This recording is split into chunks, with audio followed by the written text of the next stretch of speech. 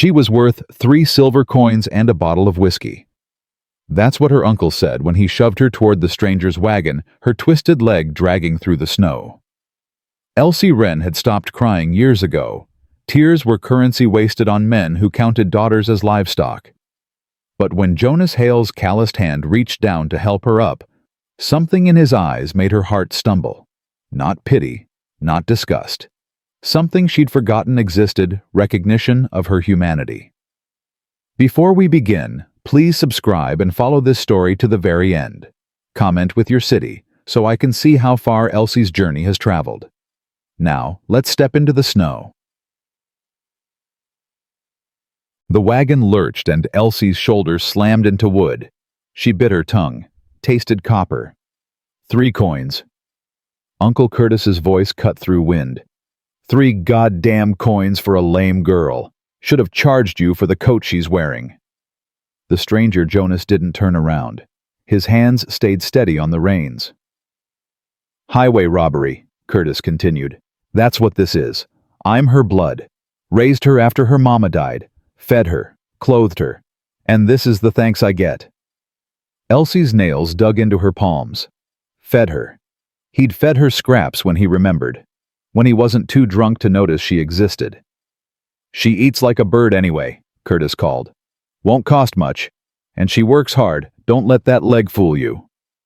Jonas made a sound low in his throat. Not quite agreement. Not quite dismissal. The wagon climbed. Trees closed in. Curtis kept talking behind them, his voice fading with distance, but still carrying. You listening, Hale? I said she works hard. Stubborn, but she works. I heard you. Just making sure you know what you paid for. Girl's not much to look at, but deal's done. Jonas's voice dropped to gravel. Go home. Silence. Then Curtis laughed mean and sharp. Suit yourself. Just remember no refunds. Hoofbeats. Fading. Gone. Elsie breathed out slow. Her ribs ached from holding still so long. Cold? She jumped. Jonas still hadn't turned around. No, sir. Blankets behind you. She twisted and found thick wool scratchy against her fingers, wrapped it around her shoulders. The warmth hurt. Thank you. He nodded once. They rode. Wind picked up. Snow started falling soft at first, then harder. Elsie's leg throbbed where it always throbbed, the place Curtis's boot had connected 3 years ago when she'd dropped his bottle. No. When he'd pushed her from the loft. She couldn't keep his lies straight anymore. Almost there. She looked up. Through the snow, she saw it cabin tucked against the mountain smoke, rising gray against white sky. Small, but solid. Real. Her stomach twisted. Jonas stopped the wagon and climbed down. He moved like a man who'd learned to be efficient with everything motion words trust. He walked to her side and held up his hand. She stared at it, at the scars across his knuckles, the dirt under his nails. I can manage. I know.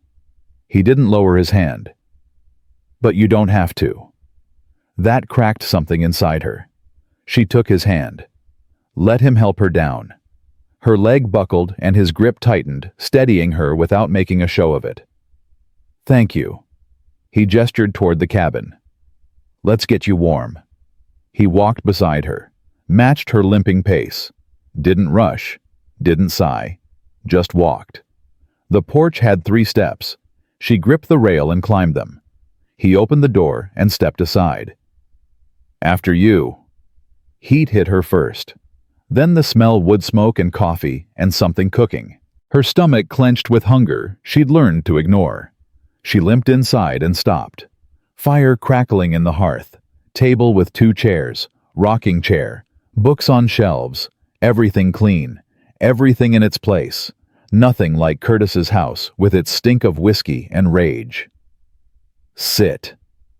She moved to the rocking chair because she didn't know what else to do. Lowered herself into it. The cushion gave beneath her weight. Soft. When was the last time she'd sat on something soft? Jonas stirred the pot over the fire. The smell grew stronger. He ladled stew into a bowl, brought it to her with a spoon and bread. "Eat." She took the bowl. Her hands shook. "I should work first.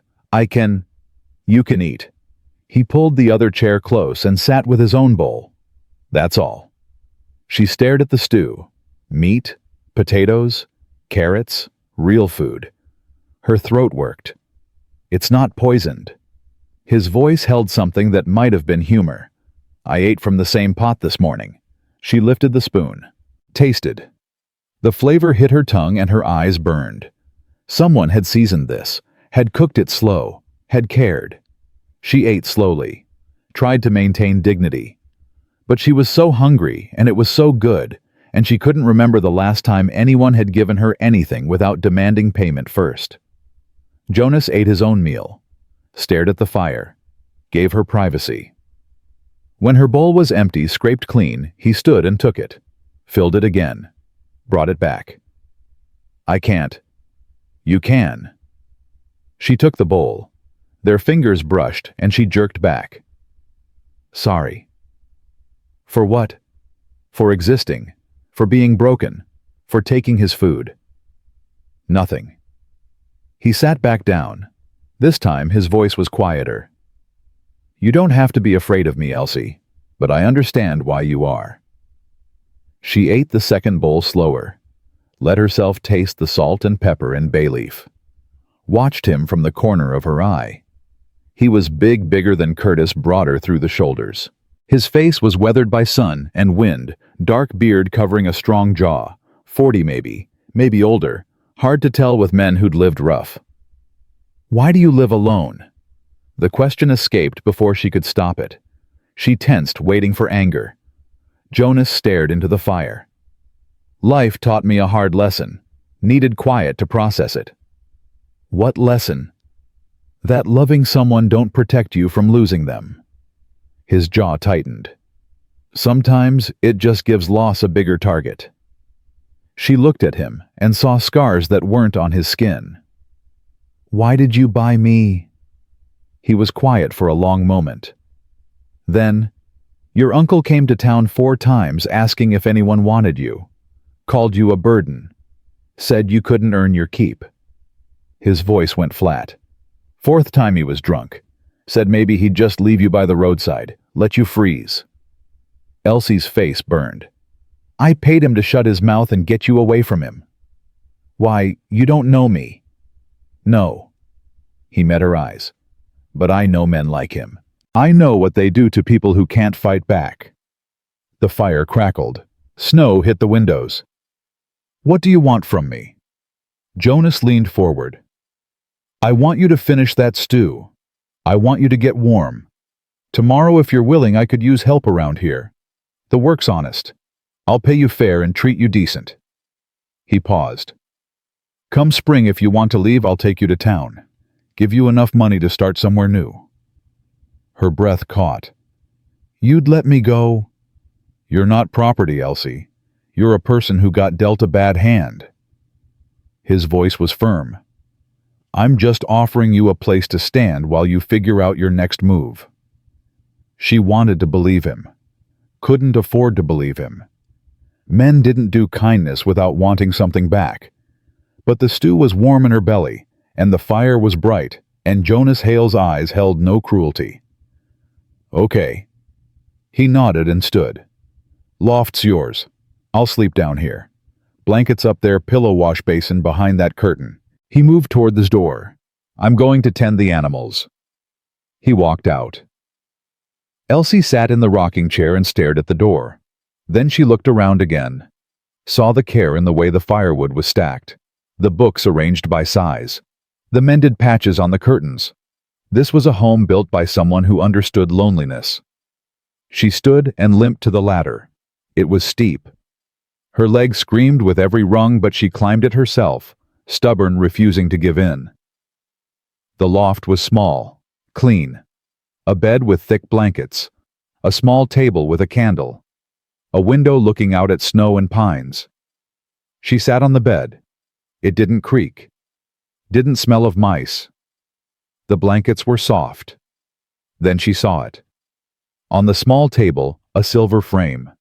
Inside, a photograph. A woman with dark hair and gentle eyes. She was smiling, one hand resting on her swollen belly. Elsie picked it up, turned it over. Carved into the frame's back, Sarah and baby James. Forever loved.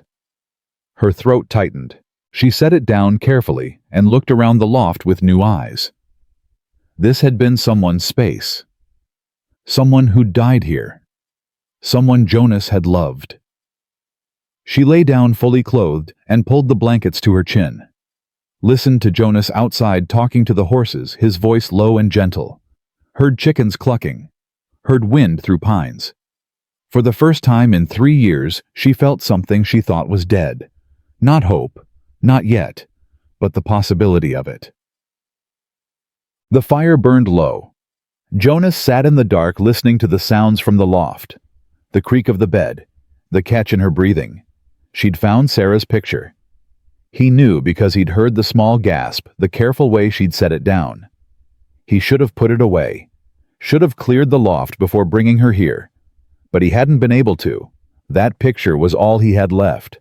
8 years since Sarah died giving birth to their son. 8 years since he'd buried them both under the oak tree out back. 8 years of silence and work and grief that had settled into his bones like winter cold.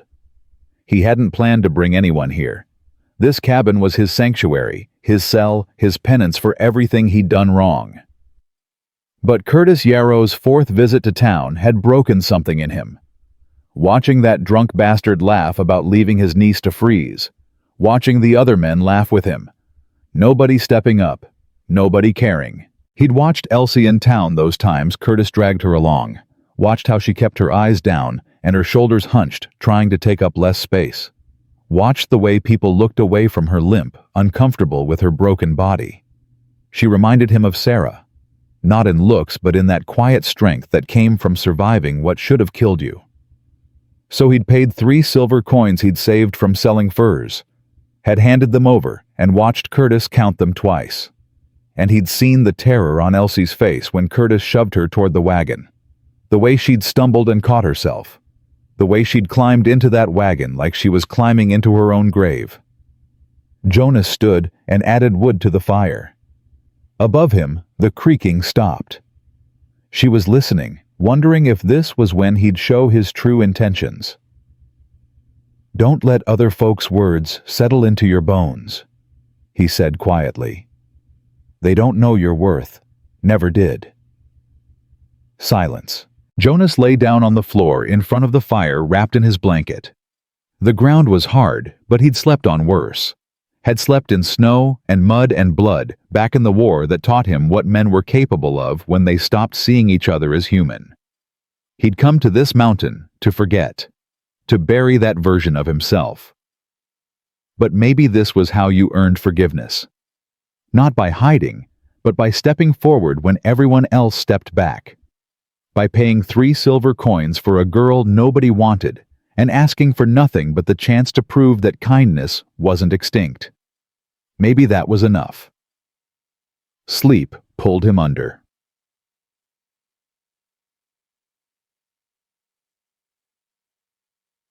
Elsie lay awake, waited for footsteps on the ladder, waited for the creak of boards, but the only sound was fire crackling and wind outside and Jonas's breathing from below.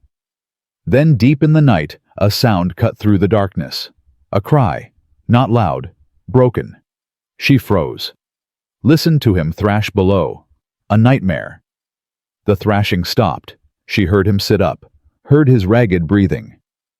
"Sarah," his voice cracked. "I'm sorry. I'm so goddamn sorry." Elsie closed her eyes. This man who'd saved her was haunted too. They were both ghosts, trying to remember how to be human. She didn't go down, didn't comfort him. That wasn't her place. But she stopped waiting for him to climb the ladder.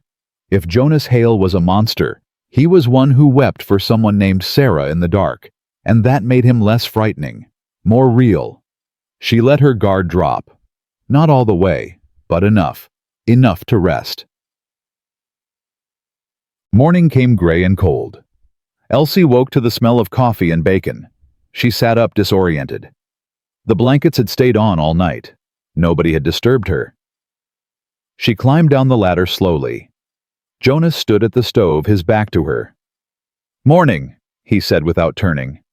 "Coffee's ready. Breakfast in a minute." "I can help." "You can sit." She sat at the table. He brought her coffee in a chipped mug. Their fingers didn't touch this time.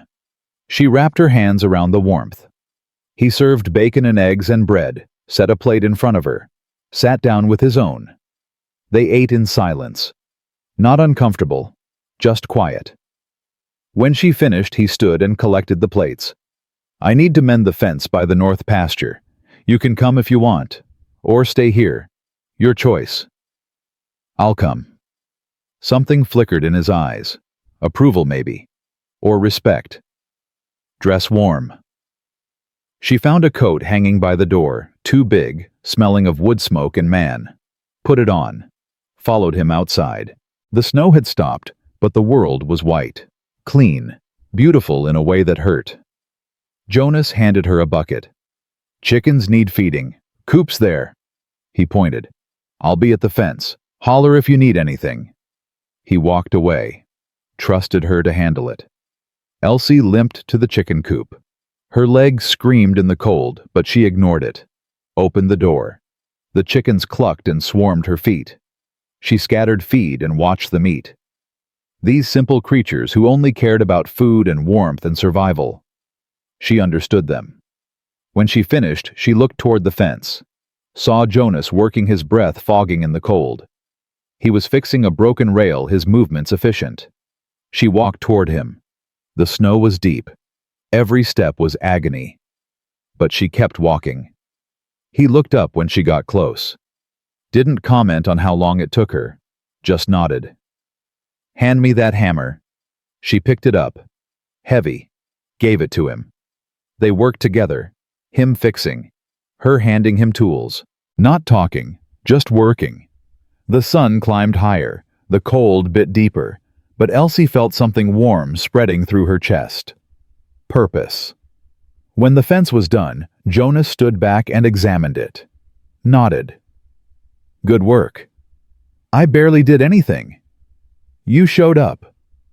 He looked at her. "That's more than most people do." They walked back to the cabin. Her leg was on fire. She stumbled once and his hand shot out, steadying her. This time she didn't flinch. "Thank you." "You keep saying that." "I know." Inside he made lunch. Soup and bread. They ate. Cleaned up together. He washed, she dried. The afternoon stretched out. Jonas sat by the fire with a book. Elsie sat in the rocking chair and watched snow fall outside the window. "You can read if you want," he said. "Books are there." She looked at the shelf. So many books. "I'm not very good at it." "Neither was I once." He didn't look up from his page. "Practice helps." She stood and limped to the shelf, ran her fingers along the spines, pulled one out. Little Women. She settled back in the rocking chair and opened it. The words swam at first, then slowly they formed meaning. They sat like that for hours, reading, the fire crackling, snow falling. Two people who'd been alone for so long, learning how to exist in the same space. It wasn't perfect, it wasn't paradise, but it was peace. And for Elsie Wren, who'd never known peace, it was everything. That night, Jonas made stew again. They ate, talked a little about nothing important. The weather, the chickens, how the fence should hold through winter. After dinner, he brought out a bottle. Whiskey, not the good kind, but it warms you up. He poured 2 small glasses. "You don't have to." She took the glass, sipped. It burned going down. Made her eyes water. Jonas smiled. Actually smiled. "First time." "Curtis drank. I didn't." "Smart." He sipped his own. "Man like that gives drinking a bad name." They sat by the fire. The whiskey loosened something in her chest. "Why did you really bring me here?" The words came out before she could stop them. The truth. Jonas was quiet for a long time. Then, "I told you, I know men like Curtis." "That's not all of it." He stared into his glass. No, it's not. He took a breath. My wife died 8 years ago. Her and our son. Childbirth. I was useless. Couldn't save either of them. His voice went rough. I came up here to disappear. Figured I deserved to be alone. What changed? You did. He looked at her. I saw Curtis treat you like garbage, and I realized something. Being alone because you're grieving is one thing. Standing by while someone suffers because you're too wrapped up in your own pain, that's different. That's cowardice. Elsie's throat tightened. So I bought you. He smiled bitter. Not my finest moment. But I couldn't stand by and watch him destroy you. Not when I had the means to stop it. You're not a coward. Maybe not anymore. He drained his glass. But I was for a long time. They sat in silence. The fire burned down. Jonas added more wood. I was 17 when Curtis pushed me from the loft, Elsie said quietly. Told everyone I fell. Told me if I said different he'd finish the job. Jonas's jaw tightened. My leg never healed right. Doctor said it needed to be set properly, but Curtis said doctors cost money. So I learned to live with it. She looked at her hands. After that he started saying I was useless. Couldn't work. Couldn't marry, couldn't do anything but eat his food and take up space. He's a liar. Maybe. She met Jonas's eyes. But some days I believed him. And now, she looked around the cabin, at the clean floors and stocked shelves and books on the wall. Now I think maybe I was just waiting for someone to show me different. Jonas held her gaze. Something passed between them. Not love. Not yet, but understanding. You're not broken, Elsie, he said quietly. You're just bent. There's a difference. Her eyes burned. She blinked hard.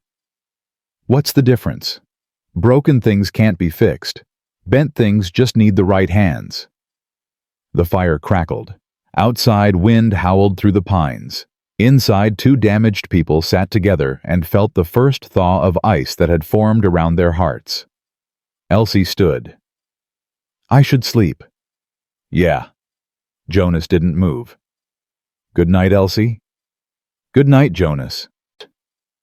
She climbed the ladder, lay down in the bed that didn't creak, pulled the blankets close, and for the first time in 3 years, Elsie Wren fell asleep without checking that the door was locked.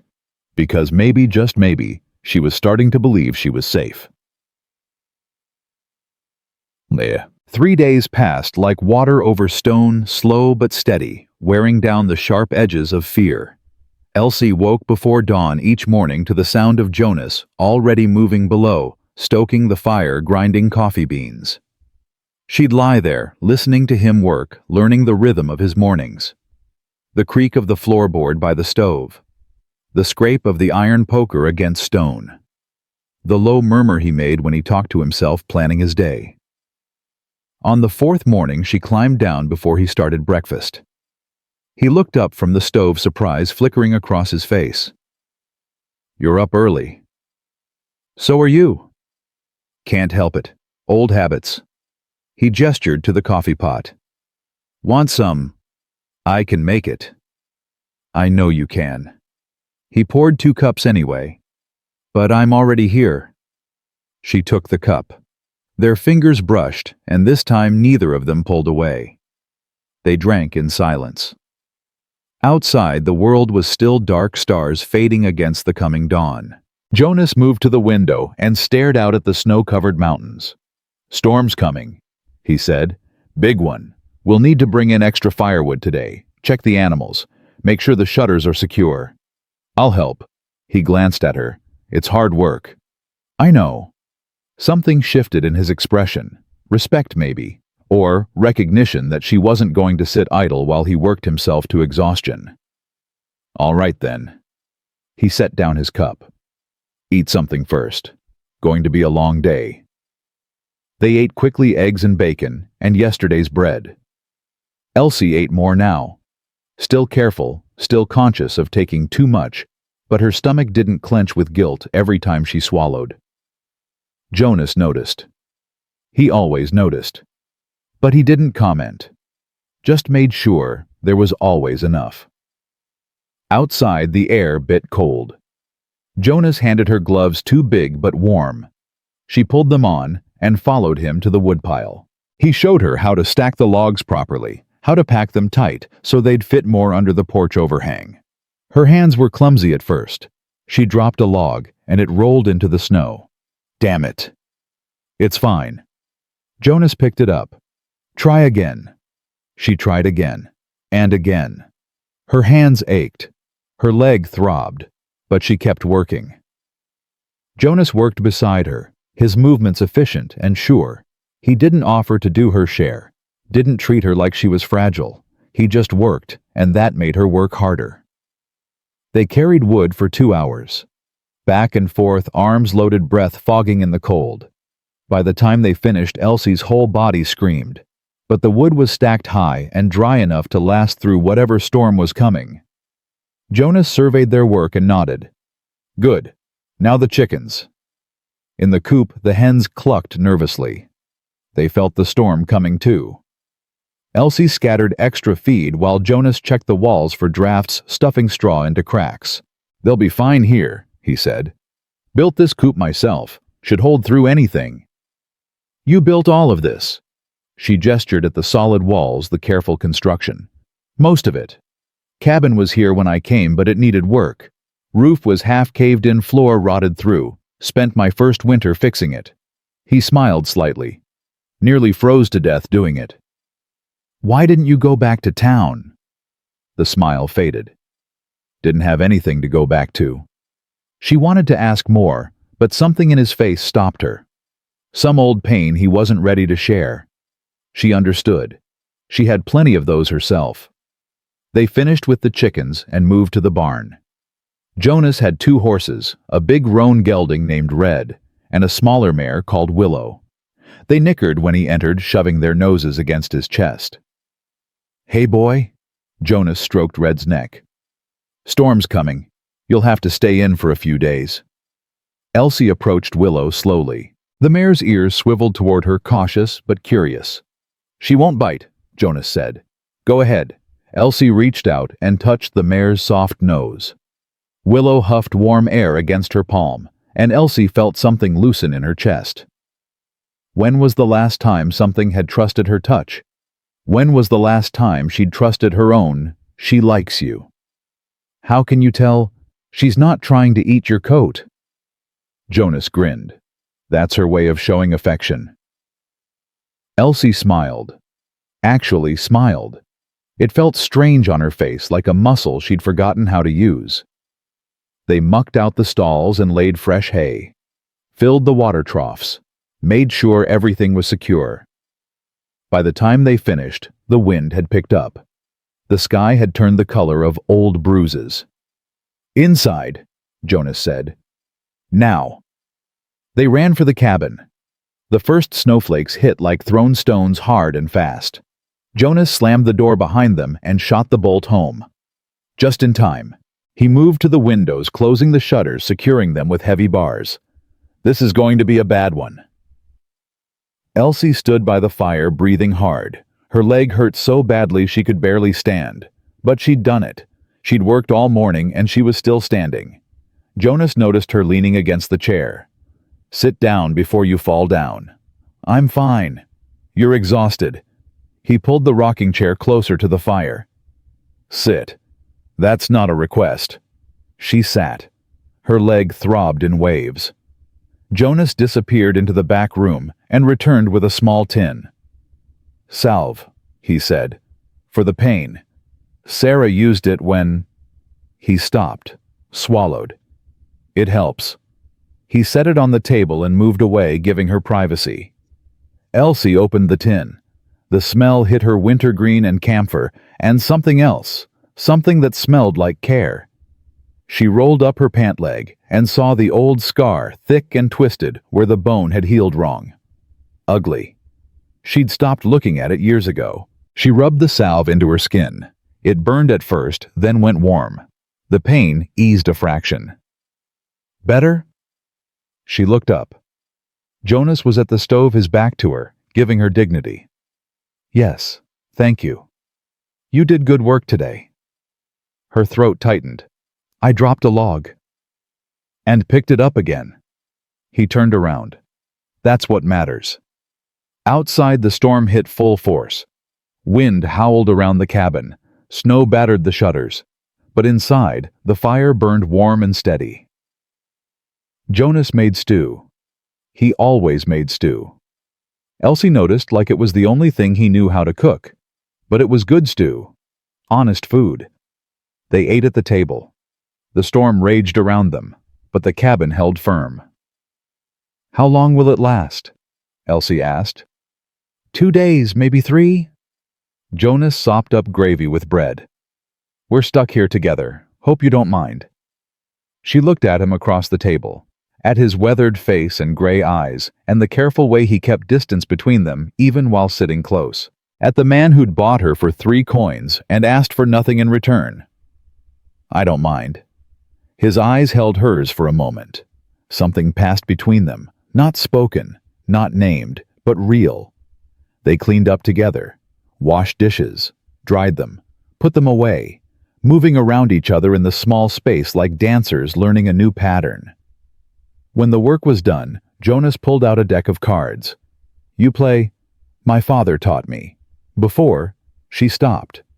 Before he died. Jonas nodded. Mine taught me too, before the war took him. He shuffled the deck. What's your game? Rummy. Mine too. He dealt. They played for hours. The storm screamed outside, but inside there was lamplight and card games and the easy silence of 2 people learning not to be alone. Elsie won 3 games. Jonas won 4. She caught him letting her win the last one and called him on it. I did no such thing. You had a straight flush. I saw it. Prove it. She couldn't, but they both knew. And somehow that made it funnier. Jonas made coffee and added a splash of whiskey to each cup. For warmth, he said. They sat by the fire. The whiskey burned pleasant and warm. Elsie felt her edges softening, felt the walls she'd built starting to crack. Can I ask you something? The words came out before she could stop them. Depends on the question. The woman in the picture, Sarah. What was she like? Jonas stared into his cup for a long moment. She was kind.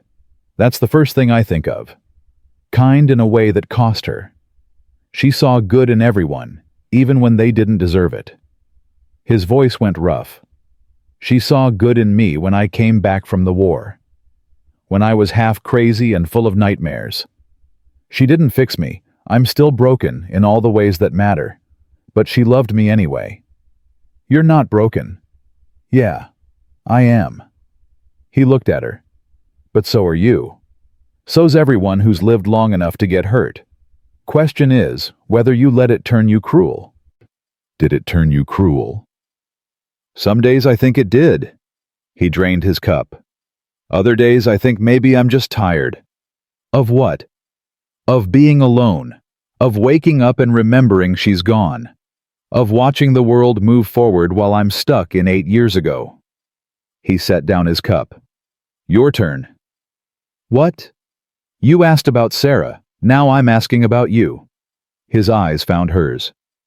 What happened the real story? Elsie's chest tightened. I told you. Curtis pushed me. I know that part. I'm asking about before. About who you were before he broke you.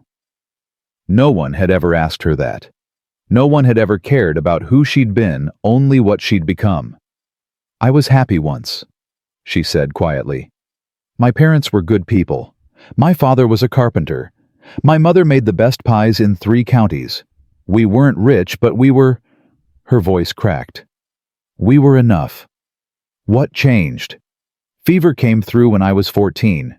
Took my mother first, then my father a week later. I had nowhere to go. Curtis was my father's brother. He took me in. She laughed bitter. Took me in and spent the next 3 years reminding me I owed him everything. You didn't owe him anything. He said I ate his food, slept under his roof. That's what family does. Jonas's voice went hard. That's what decent people do. You don't keep a ledger on someone's life. He did. Then he's not decent people. Elsie looked at her hands, at the calluses forming from 4 days of work, at the scars on her knuckles from years of scrubbing floors. He used to tell me no one would ever want me, that I was damaged goods, that I should be grateful he kept me at all. He's a liar and a coward. Jonas leaned forward. You hear me? Everything he said was a lie meant to keep you small, so you wouldn't realize you were better than him. How do you know? Because I've met 100 Curtis Yarrows. They're all the same. They find someone weaker, and they grind them down because it's the only way they can feel big. His jaw tightened. My father was one. Used his fists instead of words, but the goal was the same. Make you believe you're worthless, so you'll never leave. But you left. Yeah, I left. He stared into the fire. Ran off to war at 16 thinking I'd become a hero. Came back 4 years later having learned the only thing war teaches, that we're all capable of terrible things when we're scared enough. Is that why you came here? Part of it. He was quiet for a moment. After Sarah died, I couldn't stay in town. Everywhere I looked, I saw her. Saw the life we should have had. The son who should have lived. I came up here to hide from it. Did it work? No. He smiled, sad and tired. But at least up here, I'm not pretending to be okay. The fire crackled. The storm howled. 2 broken people sat together in the warmth and felt the weight of their stories settle between them like snow. I'm scared, Elsie whispered. Of what? That you'll realize Curtis was right. That I'm not worth the trouble. Jonas looked at her for a long moment. Then he reached across the space between them and took her hand. His palm was warm and rough and steady. Listen to me, he said. Whatever Curtis told you, whatever lies he planted in your head, they're poison. You're not damaged. You're not worthless. You're not too much trouble. His grip tightened. You're a woman who survived something that should have killed her. That makes you the strongest person I've met. Tears burned behind Elsie's eyes. She blinked them back. You don't know me. Maybe not. But I know courage when I see it. Takes courage to keep getting up every morning when the world's told you to stay down. Takes courage to trust a stranger who bought you for 3 coins. He smiled slightly. Takes courage to beat me at rummy. She laughed, actually laughed. It came out choked and broken, but it was real. Jonas squeezed her hand once and let go. The absence of his touch felt cold. Get some sleep, he said. Storm's going to rage all night. She stood and moved to the ladder, climbed slowly. At the top, she looked back down. Jonas was settling onto the floor by the fire, wrapping himself in his blanket. Jonas. Yeah. Thank you. For everything. Stop thanking me. I can't. He looked up at her. Even in the dim light, she could see his eyes. Then you're welcome. Now sleep. She climbed into bed and pulled the blankets close. Below, she heard Jonas shift and settle. Heard his breathing slow. The storm raged. The cabin creaked. But Elsie felt warm and safe, and something else she couldn't name. Like maybe she was beginning to believe she deserved to be here. She closed her eyes and let herself drift. No nightmares came. Just the sound of wind and fire and Jonas breathing below, steady as a heartbeat. Morning came gray and violent. The storm had intensified overnight. Wind screamed around the cabin like something alive and angry. Snow fell so thick, Elsie couldn't see the barn from the window. Jonas was already up checking the shutters, making sure everything held. How bad is it? She asked. Bad. We're not going anywhere today. They ate breakfast oatmeal with honey coffee, strong and bitter. The cabin felt smaller somehow, more intimate. The storm had locked them in together, and there was nowhere to hide. After breakfast, Jonas pulled out his tools and began sharpening his knives. Elsie watched his hands work steady, methodical, efficient. Everything he did was like that, purposeful. "Can you teach me?" she asked. He looked up surprised. "To sharpen knives?" "Yes." He studied her for a moment, then nodded. "Come here." She sat beside him. He handed her a small paring knife and a whetstone. "Angle's everything," he said. "Too steep, and you'll damage the blade. Too shallow, and you won't get an edge." He demonstrated his hands sure. "See?" She tried. Her hands shook. The angle was wrong. The blade skittered across the stone. "Here." He moved behind her, his hands covering hers, guiding the motion. "Like this. Smooth. Even pressure." She could feel his breath on her neck, feel the warmth of his body behind her. Her heart kicked against her ribs. "Now you try." He let go and moved back. She tried again. This time the blade caught the stone right. A small curl of metal peeled away. "Good. Keep going." They worked in silence. The storm raged outside, but inside there was just the sound of steel on stone, steady and rhythmic, meditative. "Why are you teaching me this?" Elsie asked. "Everyone should know how to sharpen a blade. Never know when you'll need it." "That's not what I mean."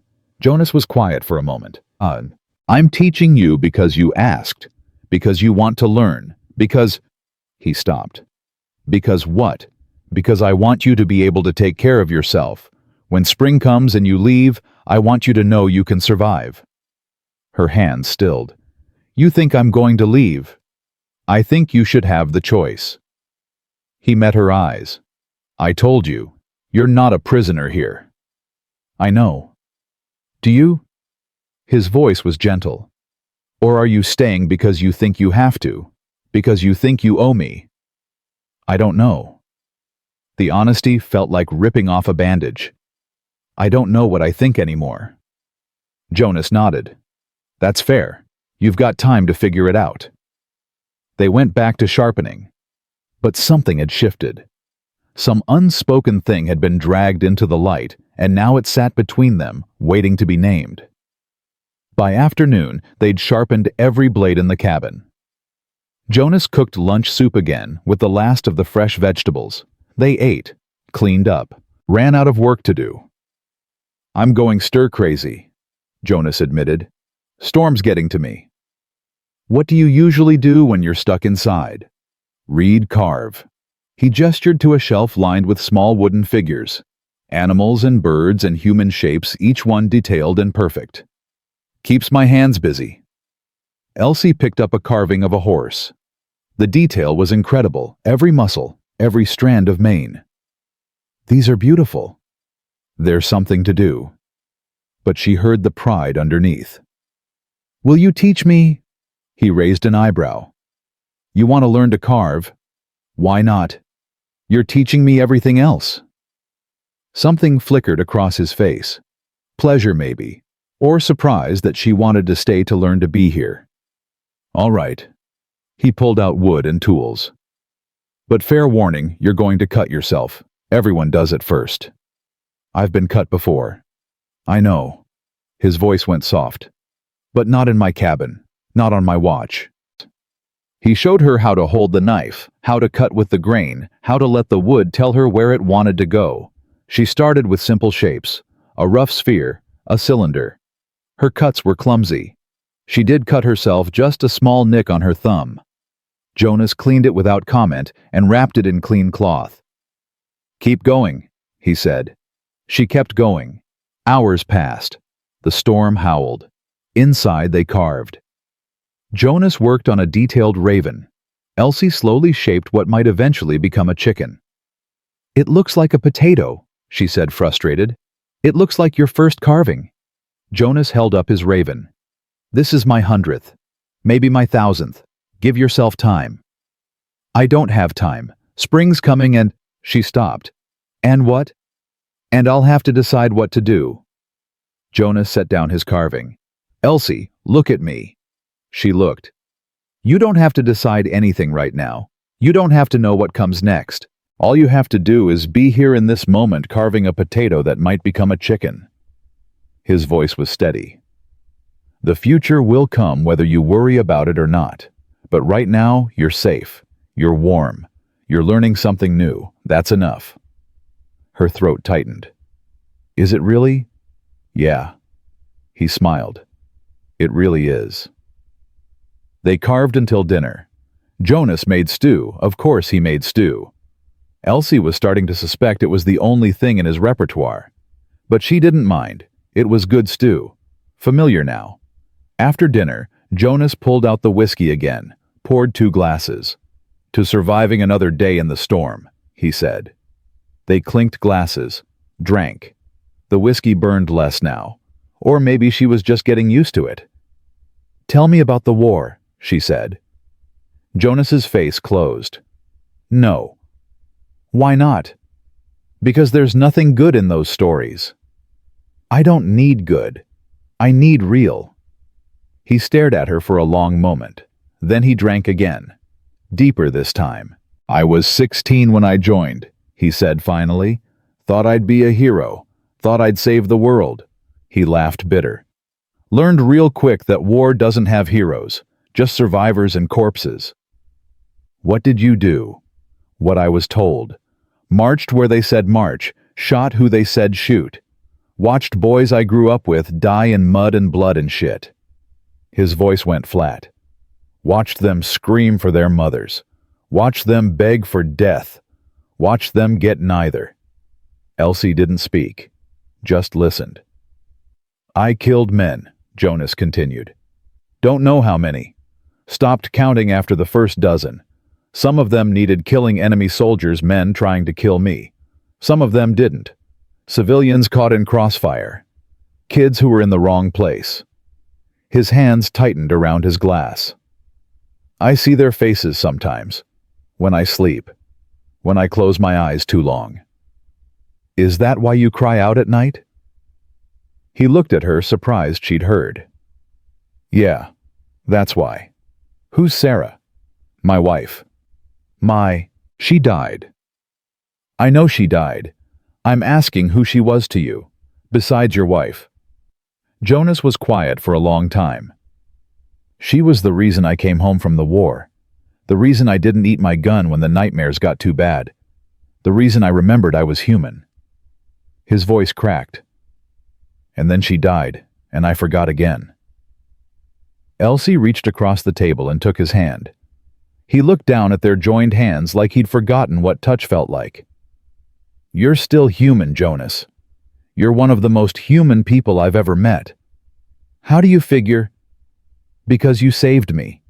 Not because you wanted something. Not because you thought you'd get paid back. You saved me because it was the right thing to do. She squeezed his hand. That's human. That's good. Jonas's eyes shone wet in the firelight. I don't feel good most days.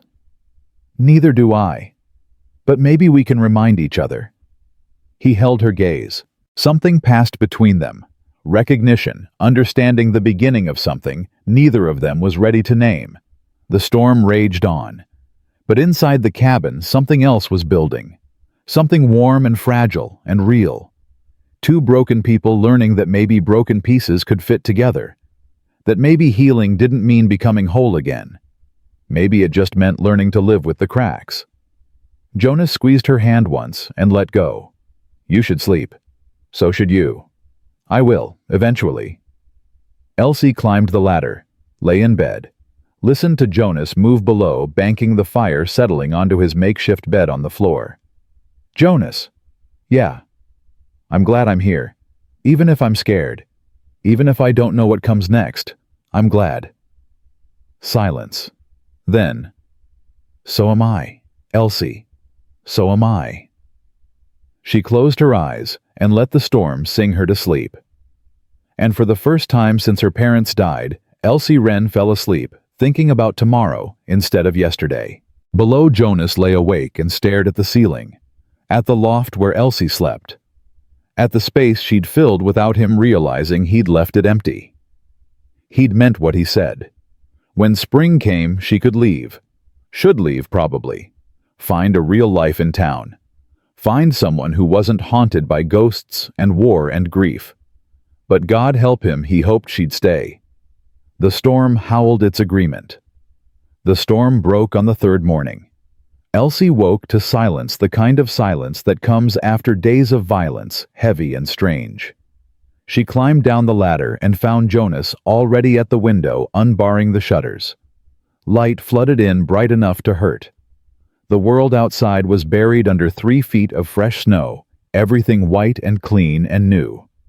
"It's over," Jonas said. "Yeah." But something in his voice said he wasn't just talking about the storm. They ate breakfast quickly. Jonas was restless, his hands moving constantly, drumming on the table, adjusting his knife belt, checking the door latch twice. Elsie recognized the energy. He'd been cooped up too long, needed to move to work to do something physical before his thoughts ate him alive. "I need to check the fence line," he said. "North pasture. Storm might have brought down trees." "I'll come." "No." He said it too fast. "It's rough terrain, deep snow, your leg—" "My leg is fine." "Elsie." "I'm coming." She stood and grabbed her coat. "You can argue if you want, but I'm still coming." Jonas stared at her for a moment. Then something shifted in his face, acceptance maybe, or respect. "Stubborn. You say that like it's a bad thing." "It's not." He pulled on his own coat. "Just means we're a matched set." They stepped outside into the aftermath. The cold bit deep, but the sun was bright and the air was still. Beautiful in a way that made Elsie's chest ache. She'd forgotten the world could be beautiful. Jonas handed her snowshoes, crude things made of bent wood and leather. "You ever use these?" "No." "It's like walking on dinner plates. You'll get used to it." She strapped them on and took a step. Nearly fell. Jonas caught her elbow. "Easy. Small steps. Don't fight the snow." They walked slowly, at first finding their rhythm. The snow was deep, but the shoes kept them on top of it. After a while, Elsie's leg stopped screaming and settled into a dull ache she could ignore. The woods were silent, except for their breathing and the crunch of snow. Everything looked different. Familiar landmarks buried the trail invisible. But Jonas moved with confidence, reading the land like a book he'd memorized. They walked for an hour before Jonas stopped. Ahead, a massive pine had come down its trunk, split by wind branches tangled with the fence line. "Damn!" Jonas pulled off his gloves and ran his hand along the broken fence. "This'll take all day to fix." "Then we better start." He looked at her. "Elsie, you don't have to." "I know I don't have to. I want to." She met his eyes. "Let me help." Jonas nodded slowly. "All right. But if your leg gets bad, you tell me." "I will." He pulled an axe from his pack and started cutting away the smaller branches. Elsie gathered them, stacking them to the side. They worked in rhythm, not talking, just moving. The sun climbed higher. The work warmed them despite the cold. Jonas was cutting through a thick branch when the axe slipped. The blade grazed his left hand, opening a gash across his palm. Blood welled up bright red against white snow. Shit. He dropped the axe and pressed his other hand against the wound. Elsie was there before she realized she'd moved. "Let me see." "It's fine." "Let me see Jonas." He held out his hand. The cut was deep, bleeding freely. Not life-threatening, but bad enough. "We need to get back," she said. "I can finish." "No, you can't. Not with one hand." Her voice was firm. "We're going back. Now." Jonas looked like he wanted to argue. Then he saw something in her face and nodded. "All right." The walk back was slower. Jonas kept pressure on the wound, but blood seeped through his fingers. Elsie walked beside him, watching for signs he might stumble. Her leg throbbed, but she ignored it. He needed her steady. Inside the cabin, she pointed to the chair. "Sit." Jonas sat. Elsie brought water, clean cloth, the tin of salve. Her hands were shaking, but she made them stop. She'd done this before. Curtis used to hurt himself when he was drunk, and someone had to patch him up. But this was different. This was Jonas. This mattered. She unwrapped his hand carefully. The cut was clean at least. No dirt in it. "This is going to hurt," she said. "I know." She cleaned the wound with water and cloth, working gently but thoroughly. Jonas's jaw tightened, but he didn't make a sound. She dried it, applied the salve, then wrapped it in clean bandages.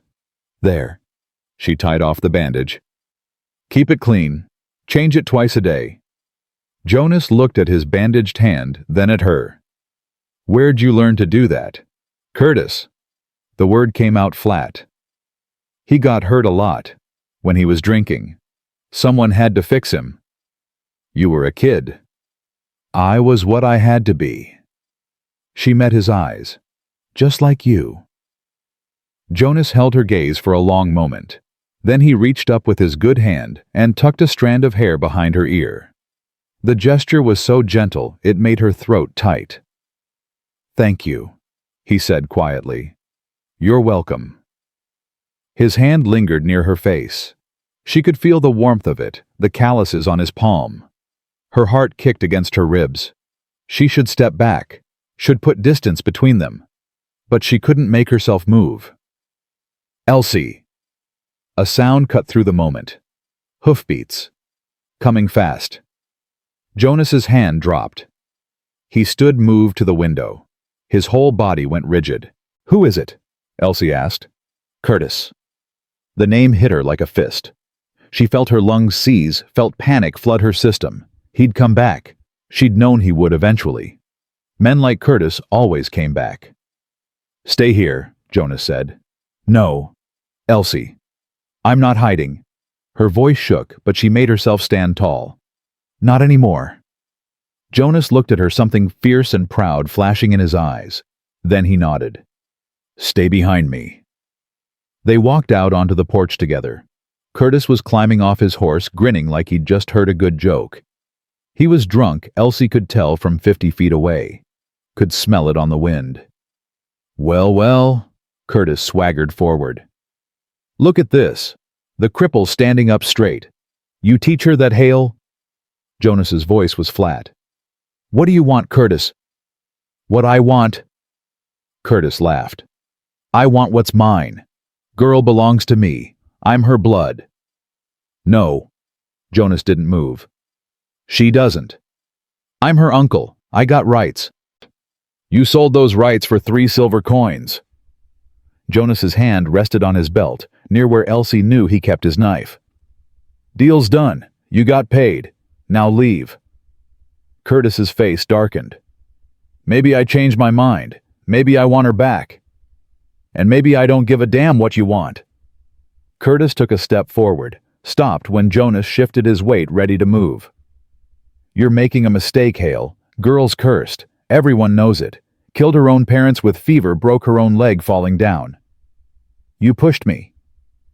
The words came out of Elsie before she could stop them. "You were drunk and I wouldn't get you more whiskey, and you pushed me from the loft." Curtis's eyes went cold. "Watch your mouth, girl." "Or what?" Something was breaking loose inside her. 3 years of silence, 3 years of lies. "You'll hurt me. You already did. You'll tell everyone I'm worthless. You already have." Her voice rose. "You got nothing left to take from me, Curtis. You sold me. Remember." Curtis lunged forward. Jonas stepped between them so fast Elsie barely saw him move. One hand, the uninjured one, shot out and caught Curtis by the throat. "Touch her," Jonas said quietly, "and I'll break every bone in your body." Curtis clawed at Jonas's hand. His face turned red. Jonas held him there for 3 heartbeats, then shoved him backward into the snow. "Get out," Jonas said. "Don't come back." Curtis scrambled to his feet, coughing. "You think you're some kind of hero?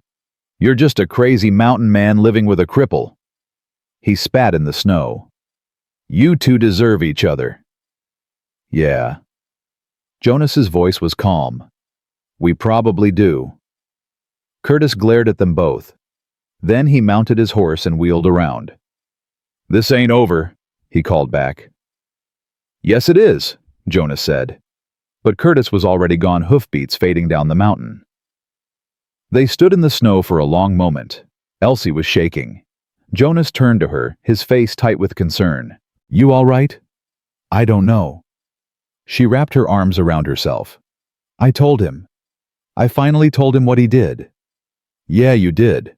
Jonas's voice was gentle. "Took courage." "I don't feel courageous. I feel—" Her voice cracked. "I feel scared." "That's normal. You just faced down your nightmare." He hesitated, then put his good hand on her shoulder. "But you did it. You stood your ground. That matters." Elsie looked up at him. At this man who'd bought her for 3 coins and asked for nothing. Who'd fed her and taught her and stood between her and her demons. Who was looking at her now like she was something precious instead of something broken. "Why did you really buy me, Jonas? The whole truth." He was quiet for a long time. Then he sighed. "Because 8 years ago I failed to save the 2 people I loved most. And when I saw Curtis treating you like garbage, I couldn't—" He stopped, swallowed. "I couldn't stand by again. Couldn't watch someone suffer when I had the means to stop it. So I'm your penance." "No," he said it firmly. "You're not my penance. You're—" He stopped again, searching for words.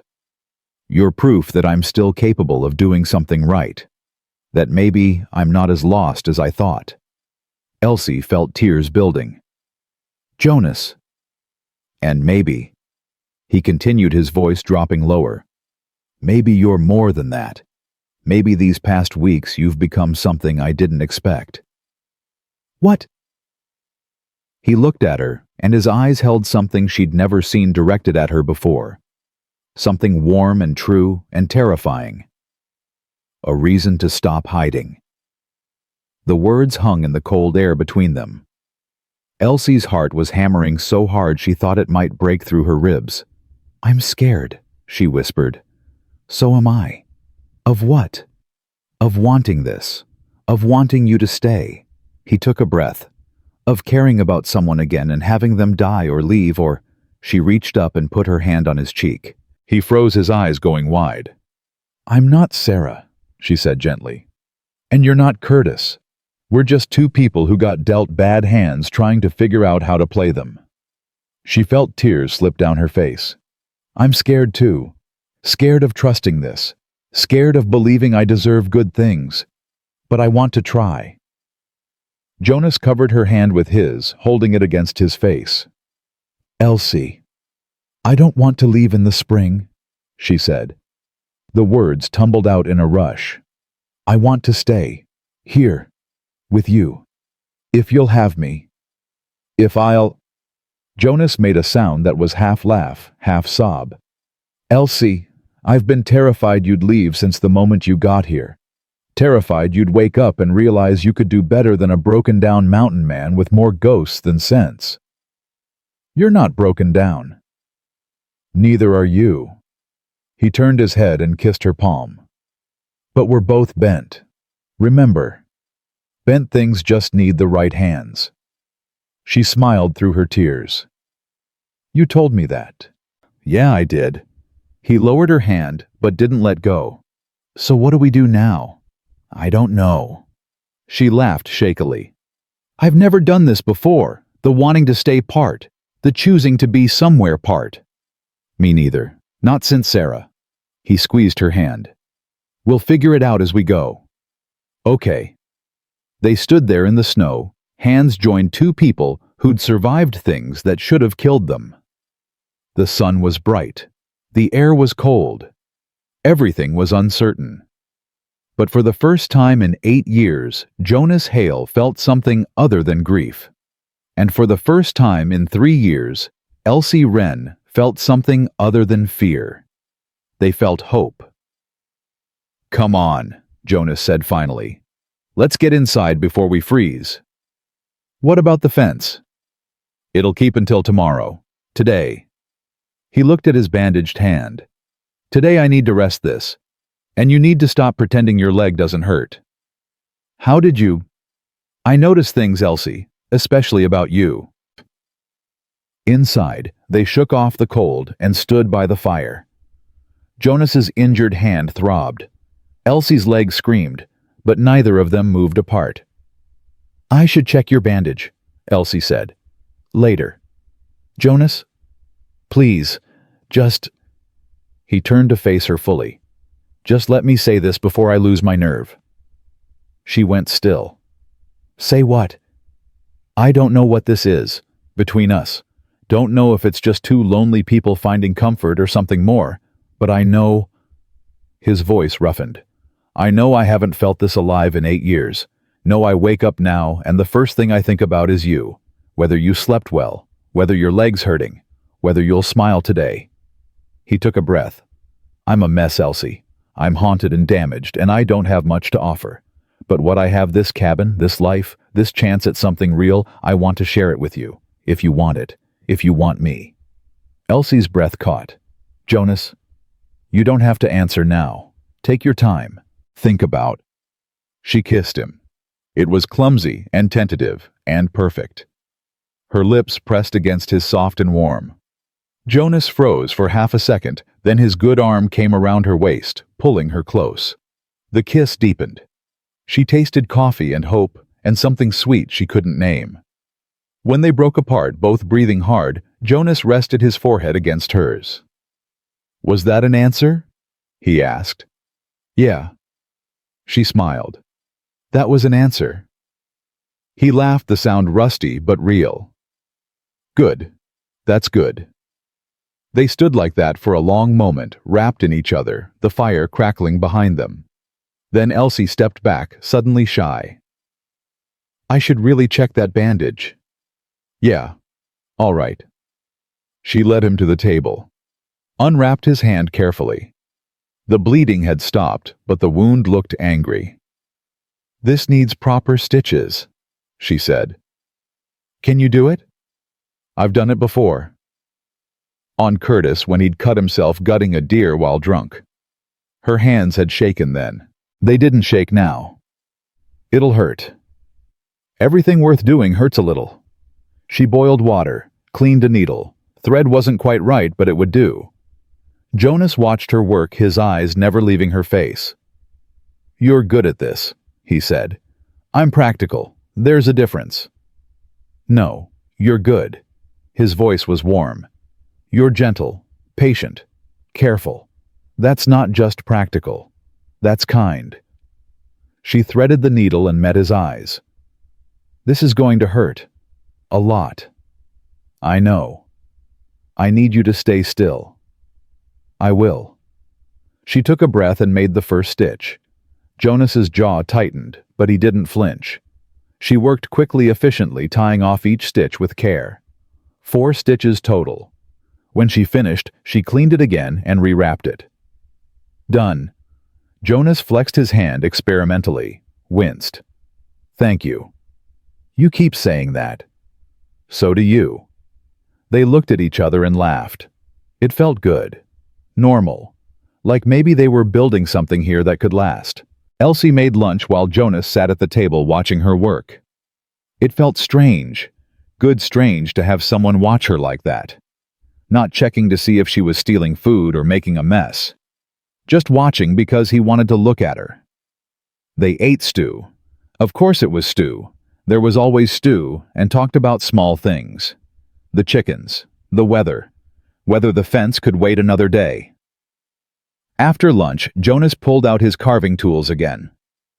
Want to work on your chicken? It's still a potato. Then let's make it a better potato. They carved by the fire. The afternoon stretched out warm and comfortable.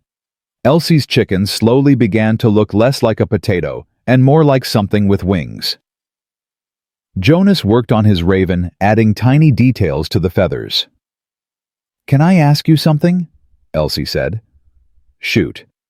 When Sarah died, how did you keep going? Jonas was quiet for a moment. I didn't. Not at first. First 6 months I just existed. Breathed because my body kept doing it automatically. Ate when I remembered. Slept when exhaustion forced me. He made a careful cut along the raven's wing. But then I realized something. Sarah wouldn't want me to die too. She'd want me to live, to find a reason to wake up every morning. So I started building. He gestured around the cabin. Fixed this place. Built the coop, the barn, carved. He held up the raven. Created things, because that's the opposite of death. Creation. Is that why you saved me, to create something? Maybe partly. He met her eyes. But mostly because you reminded me that there are still people worth saving. Still good things worth fighting for. I'm not good. Yes, you are. He said it with such certainty she almost believed him. You're kind and brave and stubborn and honest. You work hard. You don't complain. You smile when you think I'm not looking. His voice softened. You're good, Elsie. Maybe you don't see it yet, but I do. Her throat tightened. Jonas? And another thing. He set down his carving. I need to tell you something, about what I said before, about you being penance. He took a breath. That was wrong. You're not my penance. You're my... He struggled with the word. My second chance. At caring about someone. At being a person instead of a ghost. What if I let you down? What if you don't? He reached across the space between them and took her hand. What if we both stop waiting for the other shoe to drop and just live? See what happens. Elsie looked at their joined hands, at the calluses and scars and the bandage on his palm, at the visible proof that they'd both survived things that marked them. I'm scared, she admitted. Good. So am I. Means we're doing something real. They sat like that as the sun moved across the sky, hands joined carving with their free hands, learning the rhythm of being together. It wasn't perfect. Jonas's hand hurt, and Elsie's leg ached, and outside the world was still cold and hard. But inside, something was growing. Something warm and fragile and true. That evening, Jonas made dinner stew again, but this time, Elsie helped chopping vegetables with the knife she'd sharpened herself. They worked side by side in the small kitchen space, bumping elbows, murmuring apologies, learning how to move around each other. You know, Elsie said, you could teach me to make something other than stew.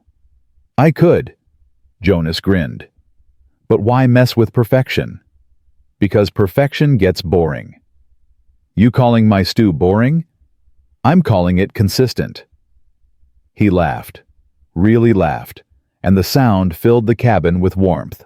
They ate, cleaned up together, settled by the fire with coffee and whiskey and the comfortable silence of two people who didn't need to fill every moment with words. Elsie. Yeah. I'm glad you're here. She smiled. So am I. Outside night fell. The stars came out cold and bright. Inside the fire burned low, and two people sat together, not quite touching, but close enough to feel each other's warmth. And for the first time in longer than either could remember, neither of them felt alone. Jonas broke the silence. Tomorrow we'll fix the fence. Then I need to ride to town for supplies. Get proper thread for your sewing medicine for this hand. I'll come with you.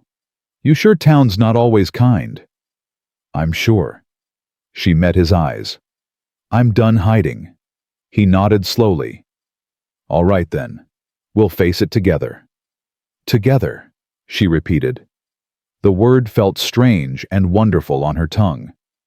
They sat until the fire burned to embers. Then Jonas stood and banked it for the night. Elsie climbed the ladder to the loft. At the top, she turned back. Jonas. Yeah. Thank you for everything. He smiled up at her. Stop thanking me. Never. She climbed into bed and pulled the blankets close. Below, she heard Jonas settle onto his floor bed, heard his breathing slow and steady. And when sleep finally came, her dreams were quiet. No nightmares, no Curtis. Just warmth and safety, and the sound of someone breathing below who cared if she lived or died. For Elsie Wren, who'd spent 3 years believing she was worthless, that was everything. Below, Jonas lay awake and stared at the ceiling. at the loft where Elsie slept, at the future that suddenly seemed possible instead of empty. He'd loved Sarah with everything he had. Her death had nearly killed him. He'd thought he was done with love, done with risking his heart. But Elsie wasn't Sarah, and what he felt for her wasn't the same. It was quieter, steadier, built on shared survival instead of youthful passion. Maybe that was better. Maybe that's what second chances looked like, not a repeat of the first, but something new. Something earned through pain and patience and choosing to keep trying when it would have been easier to give up. He closed his eyes and let himself imagine it. Spring coming. Elsie staying. Building a life together day by day, moment by moment. Teaching her to ride. Showing her the meadow where wildflowers grew in summer. Maybe eventually hearing her laugh without the shadow of fear behind it. Maybe even someday hearing her say she loved him. The thought terrified him. But it also filled him with something he'd thought was dead anticipation. For tomorrow. For next week. For next year. For a future that included someone other than ghosts. Jonas smiled in the dark and let sleep take him. Outside, the mountain stood silent under a blanket of stars. The wind whispered through the pines. And inside, a small cabin, two broken people breathed in rhythm, healing slowly together. The worst of the storm had passed. But the real work, the work of learning to trust, to hope, to love again, was just beginning. And for the first time in longer than either could remember, both of them believed they might actually survive it. Morning came with the sound of hoofbeats. Multiple horses moving fast up the mountain trail. Elsie woke to Jonas already at the window, his body tense. "Get dressed," he said quietly. "Quickly." She scrambled down the ladder, her heart hammering. "Is it Curtis?" "Yeah, and he brought friends." She pulled on her boots with shaking hands. Through the window, she could see them. Curtis on his horse and two other men she didn't recognize. One was thick through the shoulders, mean-looking. The other was older, wearing a coat that looked too fine for mountain travel. "Who are they?" "Don't know the big one. The other's probably a lawyer from town. Curtis must have scraped together enough money to make this legal." Jonas moved to the door, checking that it was barred.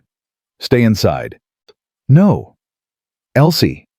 I'm not hiding anymore. Remember." She stood beside him, trying to keep her voice steady. "Whatever happens, we face it together." Jonas looked at her for a long moment. Then he nodded and opened the door. They stepped out onto the porch. Curtis was already dismounting, that same drunk swagger in his walk. The big man stayed on his horse hand, resting on something at his belt. A gun, probably. The older man climbed down, carefully brushing snow from his coat. "Hail," Curtis called out, grinning. "Told you it wasn't over." Jonas said nothing. Just stood there, solid and unmovable. The older man stepped forward, pulling a paper from his coat. "Mr. Hale, I'm Theodore Watts, attorney at law. I'm here representing Mr. Yarrow in the matter of his niece, Elsie Wren." "She's not his niece anymore," Jonas said. "He sold her. I bought her. Transaction's complete." "Actually," Watts unfolded the paper. "That's where you're mistaken. According to territorial law, a family member cannot legally sell another family member into servitude. The transaction was invalid from the start." Elsie felt the ground tilt under her feet. "Invalid," which meant, "So she's mine," Curtis said, stepping forward. "Always was. Come on, girl. Get your things. We're leaving." "No." The word came out stronger than Elsie expected. "I'm not going anywhere with you." Curtis's face darkened. "You don't got a choice." "Actually, she does," Jonas said. "She's a grown woman, can choose where she lives. She's my responsibility until she's married or 21, Curtis shot back. "And she ain't neither. Law says she comes with me." Watts nodded. "I'm afraid Mr. Yarrow is correct. Miss Wren is still a minor under territorial guardianship law. She's 19, which means—" "I'm 20, Elsie interrupted. "Turned 20 last month." Curtis blinked. "The hell you did. Your birthday's in March. My birthday's in January. 17th. You never remembered because you were always too drunk. She felt something fierce rising in her chest. I'm 20 years old, which means I'm not your responsibility anymore. Watts looked at Curtis. Is this true?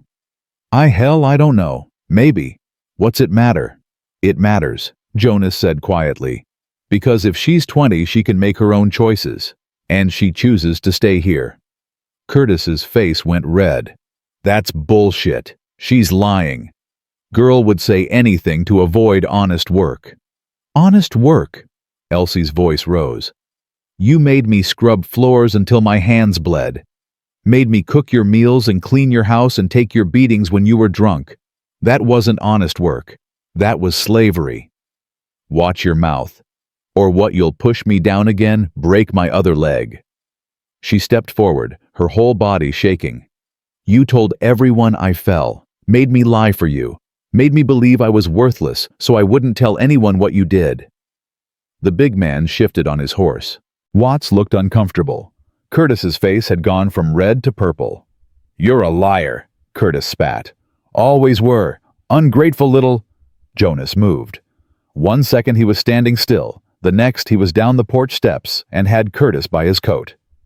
You're done, Jonas said, his voice deadly quiet. You're done hurting her. Done lying about her. Done treating her like property. Get your hands off me. Jonas shoved him back. Curtis stumbled, caught himself. His hand went to his belt, but the big man cleared his throat. Mr. Yarrow, I wouldn't. Curtis froze, looked at his hired muscle. What? I signed on to help you retrieve your niece, legal-like. The big man's voice was surprisingly soft. Didn't sign on to watch you hit a woman or draw on an unarmed man. That's where I draw my line. I'm paying you. Not enough for that. The big man turned his horse. Good luck with your lawsuit, Mr. Yarrow. I'm out. He rode away. Curtis stared after him, mouth working. Then he rounded on Watts. Do something. You're my lawyer. Watts folded the paper carefully. Mr. Yarrow, if Miss Wren is indeed 20 years old, there's no legal standing. She's an adult. She can live where she chooses.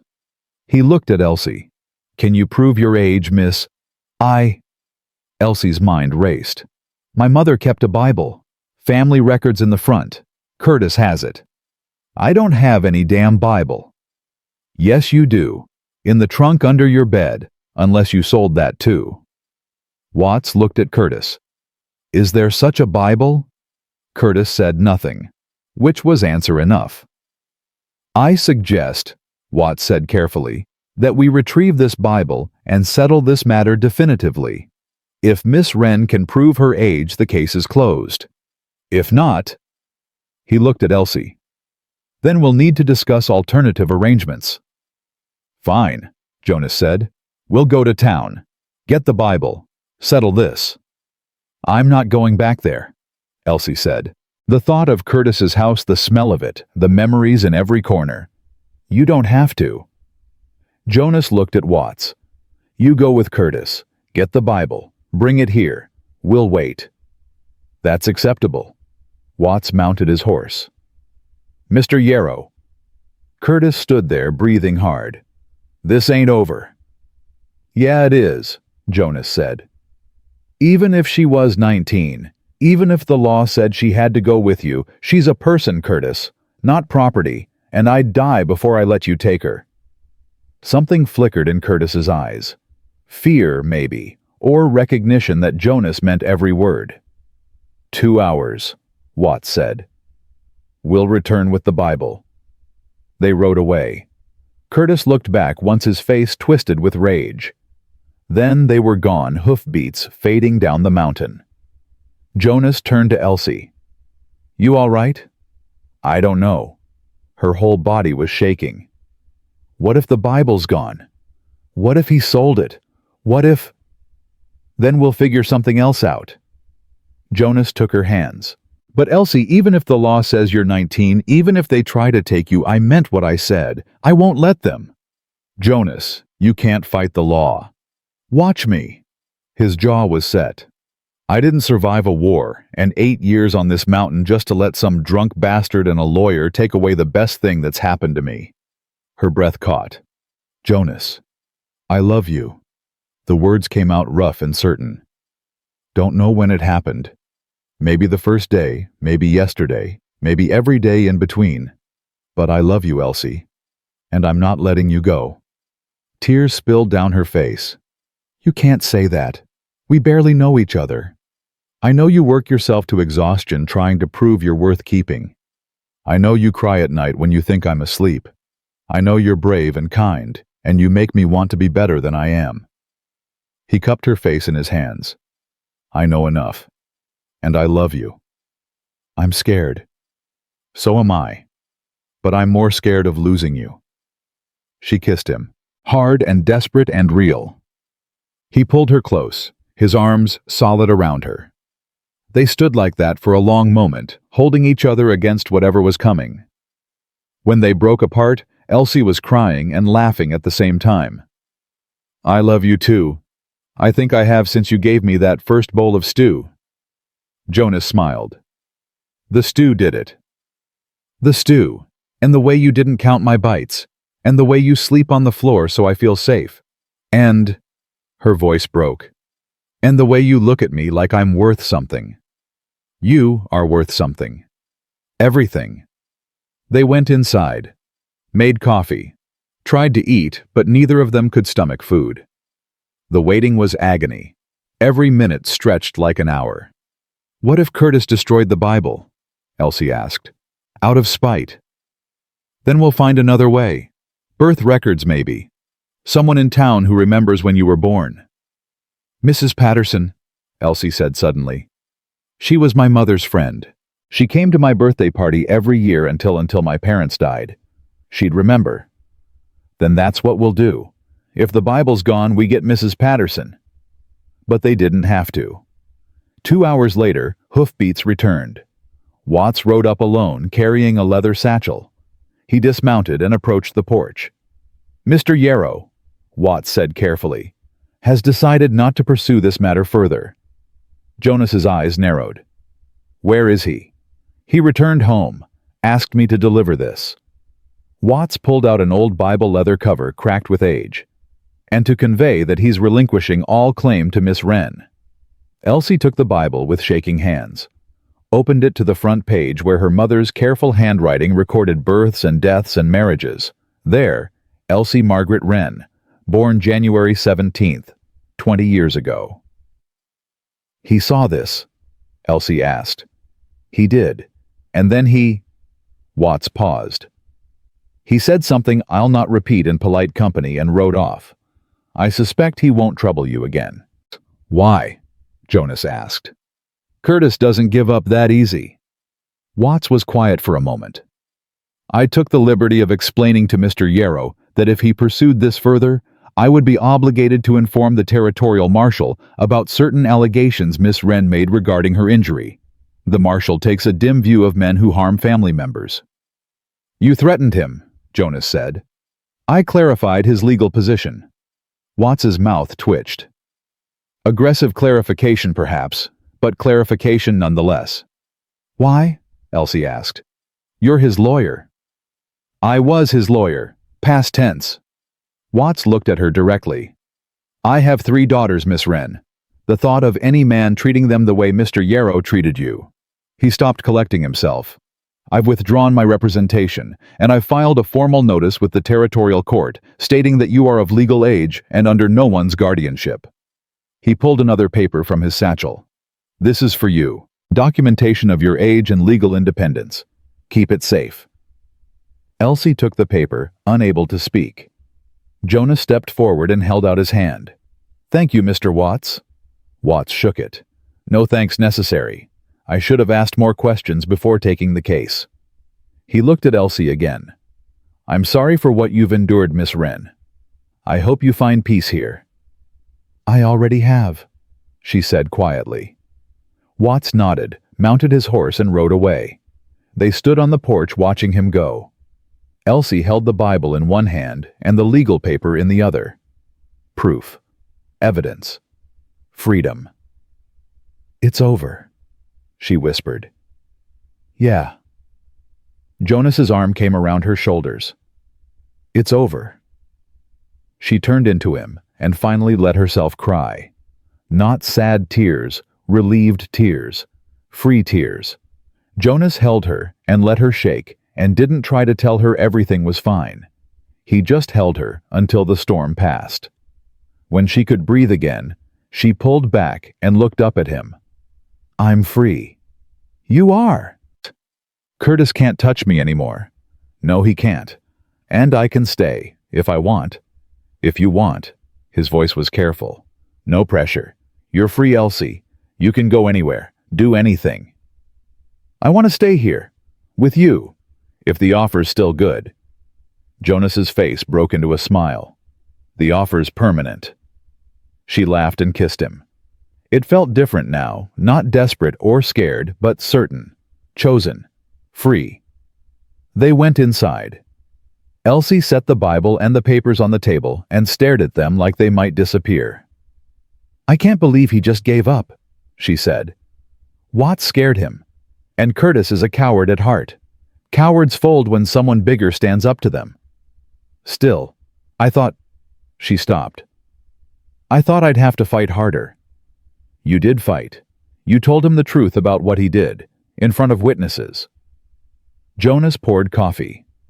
That took courage. I was terrified. Courage isn't not being scared. It's being scared and doing it anyway. He handed her a cup.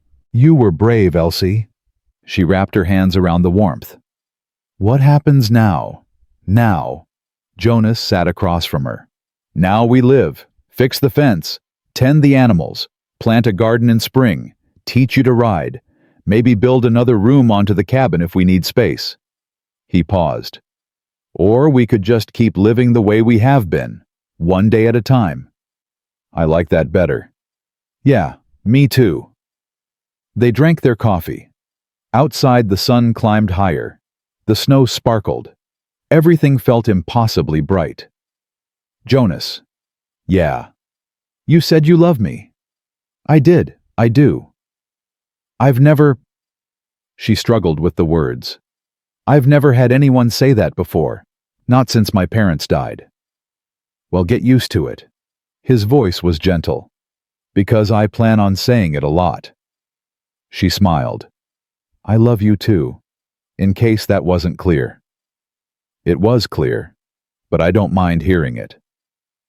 They sat together drinking coffee, the legal papers between them like a bridge to a new life. After a while, Jonas stood and held out his hand. Come on. Where? I want to show you something. She took his hand and let him lead her outside around the back of the cabin. Past the barn, past the chicken coop, to a place she'd never been. Under a large oak tree, 2 wooden crosses stood in the snow. Sarah and James, Jonas said quietly. This is where they rest. Elsie looked at the crosses, simple but well-made, carved with names and dates. I come here sometimes, Jonas continued. Talk to them. Tell them about my day. Sounds crazy, but it's not crazy. He looked at her. I wanted you to meet them, officially, because they're part of me, part of who I am. He took a breath. And I wanted to tell them about you, about how you made me remember I'm still alive. Elsie's throat tightened. What do you think they'd say about me? Jonas was quiet for a moment. Sarah would like you. She'd like your strength, your kindness. She'd probably tell me to stop being an idiot and ask you to marry me properly instead of just assuming you'll stay. Elsie's heart stuttered. Jonas, I'm not asking.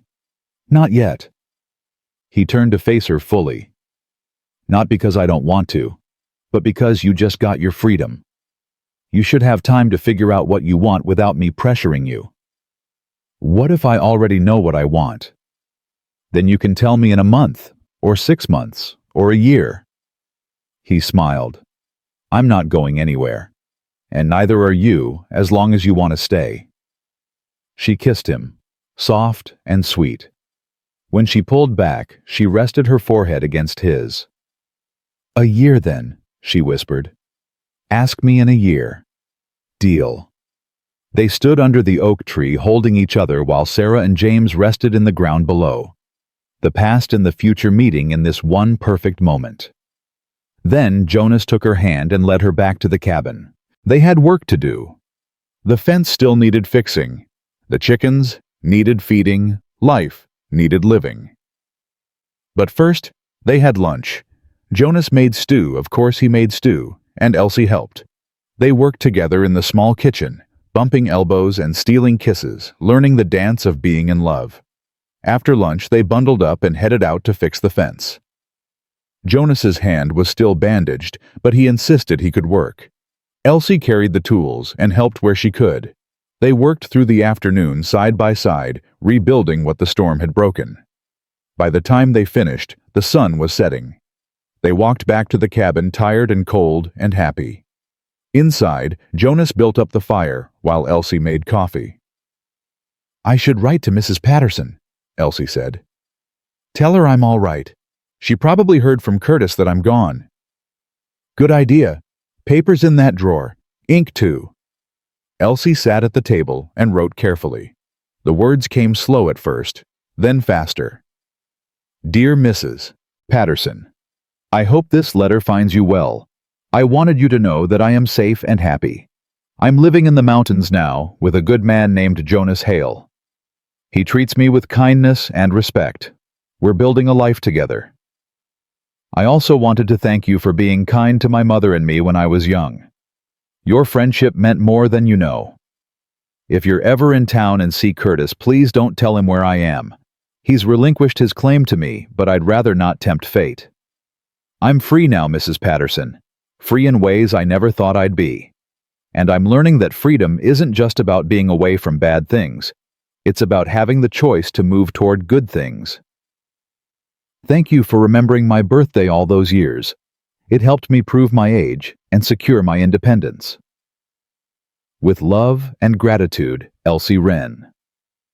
She folded the letter carefully. Tomorrow Jonas could ride to town and post it. But for now, it sat on the table, a small bridge to her past. They ate dinner stew again. Elsie was starting to think Jonas literally only knew how to make stew, and settled by the fire. Jonas pulled out his carving. Elsie picked up her chicken-potato hybrid. "It's getting better," Jonas said, examining her work. "It's still a potato. A potato with potential." She laughed and kept carving. Outside, night fell. Inside, warmth and light, and the comfortable silence of two people who didn't need words to communicate. "Elsie, yeah. I'm glad you're here." "You keep saying that." "I know, but it keeps being true." She set down her carving and moved to sit beside him on the floor by the fire. He wrapped his arm around her shoulders, and she leaned into his warmth. "I'm glad I'm here too," she said. "Even though it started scary, even though I didn't choose it at first, I'm choosing it now." That's all that matters. They sat like that for a long time, watching the fire burn. Then Elsie spoke quietly. "Jonas, when you ask me to marry you in a year, I'm going to say yes." He was quiet for a moment. Then, "Good to know.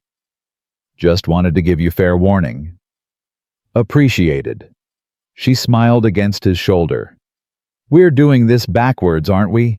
Falling in love after we're already living together."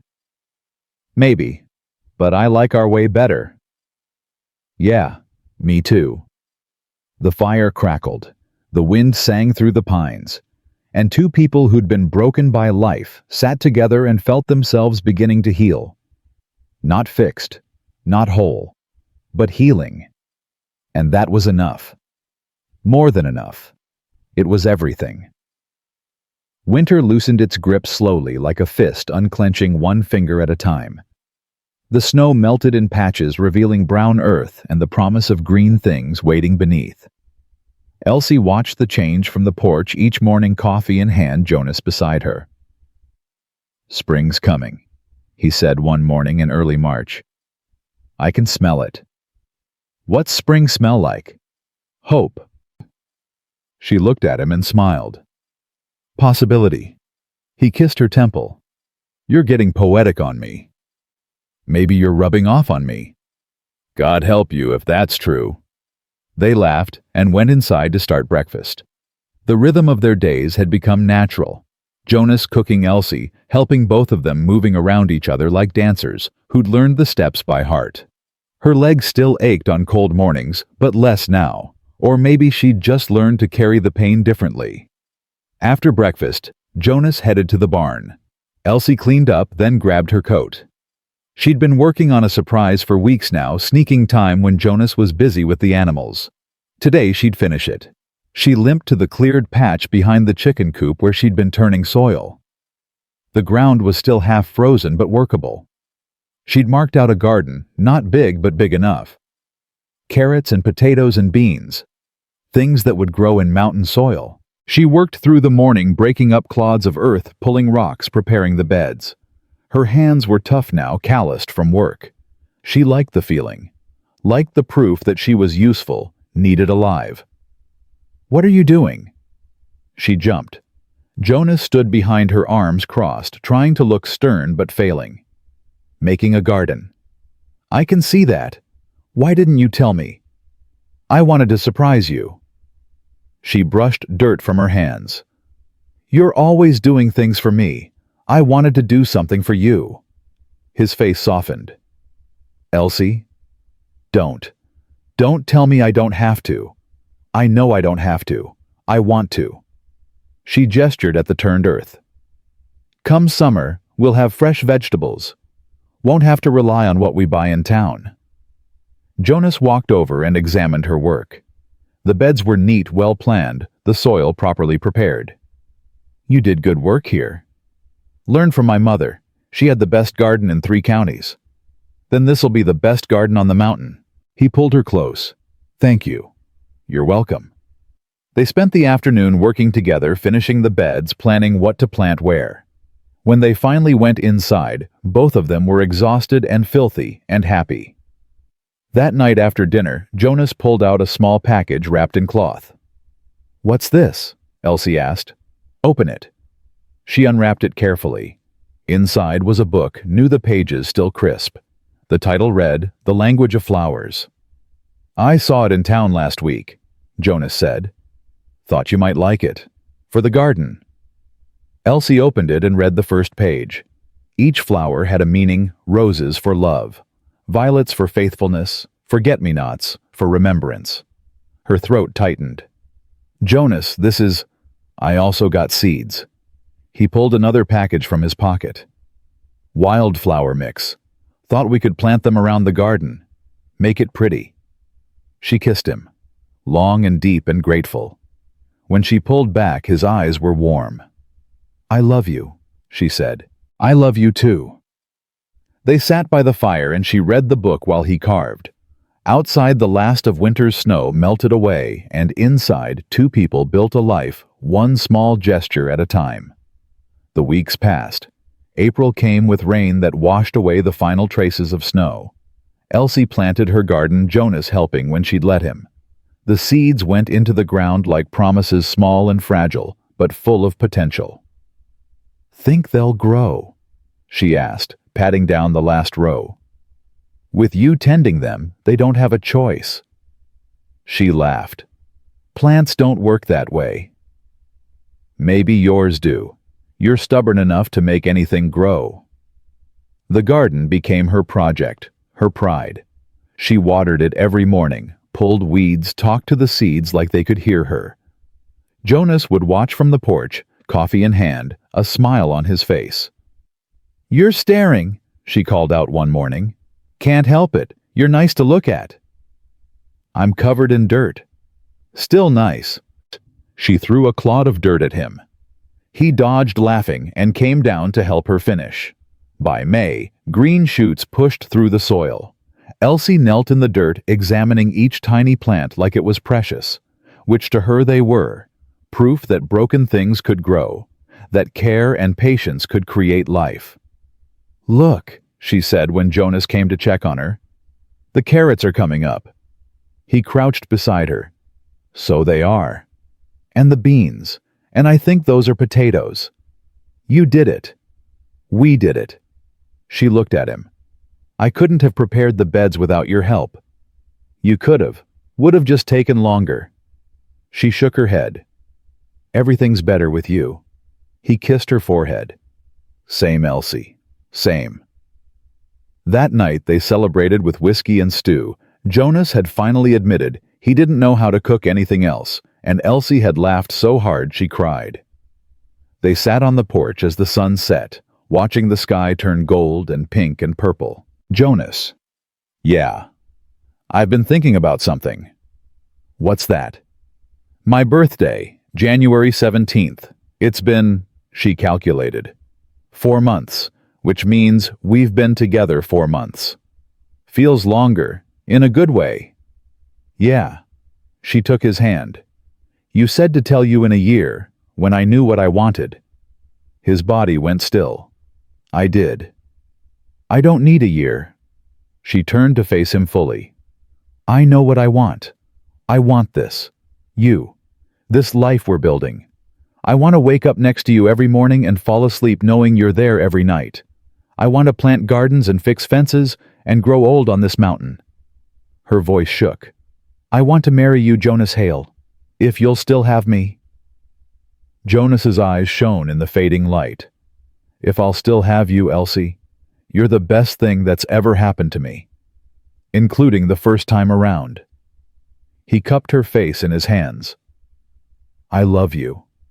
I want to marry you. Want to build a life with you that's real and honest and good. But what? But I want to do it right. Want to ask you proper, not just accept when you ask me. She smiled through tears. So ask me. Jonas stood and pulled her up with him. Then, to her shock, he knelt on the porch, his bad knee cracking his hand holding hers. Elsie Margaret Wren, he said, his voice rough with emotion. You came into my life broken and scared, and I thought I was saving you. Turns out you were saving me. You made me remember what it feels like to care about tomorrow, to want things, to believe good things can happen. He took a breath. Will you marry me? Will you let me spend the rest of my life trying to deserve you? You already deserve me, she whispered. And yes, I'll marry you. He stood and kissed her. The sun finished setting, and the stars came out, and two people held each other on a porch in the mountains, promising themselves to each other without witnesses or ceremony. Just truth and love, and the determination to keep choosing each other every day. They went inside and made love for the first time, gentle and uncertain and perfect. Afterward, they lay tangled in Jonas's bed. He'd given up the floor weeks ago, the two of them sleeping in the loft together like it was the most natural thing in the world. I should have asked your uncle's permission, Jonas said into the dark. Elsie laughed. He'd have said no out of spite. Probably. But traditionally, we're not traditional people. We're us. And that's enough. He pulled her closer. Yeah, it is. They fell asleep wrapped in each other, and for the first time in either of their lives, the future felt certain. The next morning, Jonas rode to town. He came back with a simple gold band that had belonged to his mother passed down through his family. He slipped it on Elsie's finger in front of the fire. No ceremony, no fuss. Just a promise made real. It's beautiful, she said, turning her hand to catch the light. It's old. It's perfect. They decided to marry in June when the garden would be blooming and the weather warm. Mrs. Patterson came up from town to help Elsie prepare. She was an older woman, soft around the middle with kind eyes that welled up when she saw Elsie happy. Your mother would be so proud, Mrs. Patterson said, helping Elsie into a simple white dress they'd sewn together. You think so? I know so. You survived. More than that, you're thriving. She touched Elsie's cheek. That takes strength, child. More than most people have. I had help. We all need help. The trick is accepting it when it's offered. She smiled. Jonas is a good man. Little rough around the edges, but good. He saved me. No, honey, you saved each other. The ceremony was small. Just Mrs. Patterson, Mr. Watts, who'd become a surprising friend, riding up monthly to check on them, and old Tom from the general store, who served as witness. They stood in front of the cabin, the garden blooming behind them, wildflowers nodding in the breeze. Jonas wore his best shirt clean-shaven, his hair combed back. He looked nervous. Elsie wore her white dress and wildflowers in her hair. She wasn't nervous. She'd never been more certain of anything. Mr. Watts performed the ceremony, his voice carrying over the mountain air. "Do you, Jonas Hale, take this woman?" "I do." Jonas didn't wait for the rest. "I do." Everyone laughed. Watts smiled. "Do you, Elsie Wren, take this man?" "I do." "Well then." Watts closed his book. "I suppose that's settled. By the power vested in me by the territory, I pronounce you husband and wife. Jonas, kiss your bride before she changes her mind." Jonas pulled her close and kissed her, while their small gathering applauded. When they broke apart, both of them were crying and laughing and holding each other like they'd never let go. They had a dinner afterward, stew of course, but also pie that Mrs. Patterson brought and whiskey that Tom contributed. They ate and drank and told stories until the sun set and the stars came out. Eventually, their guests left, riding back to town, with promises to visit soon.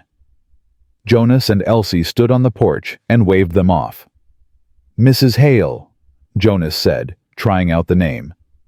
"Mr. Hale," she replied. "Sounds good." "Sounds perfect." They went inside. The cabin felt different now, not his anymore, not hers, but theirs. Everything in it, a shared life, a shared future. That night, they lay in bed, Elsie's head on Jonas's chest, his arm around her shoulders. "I can't believe this is real," she whispered. "Believe it. What if I wake up and it's all a dream? What if I'm still in Curtis's house, still broken, still alone?" Jonas tightened his hold.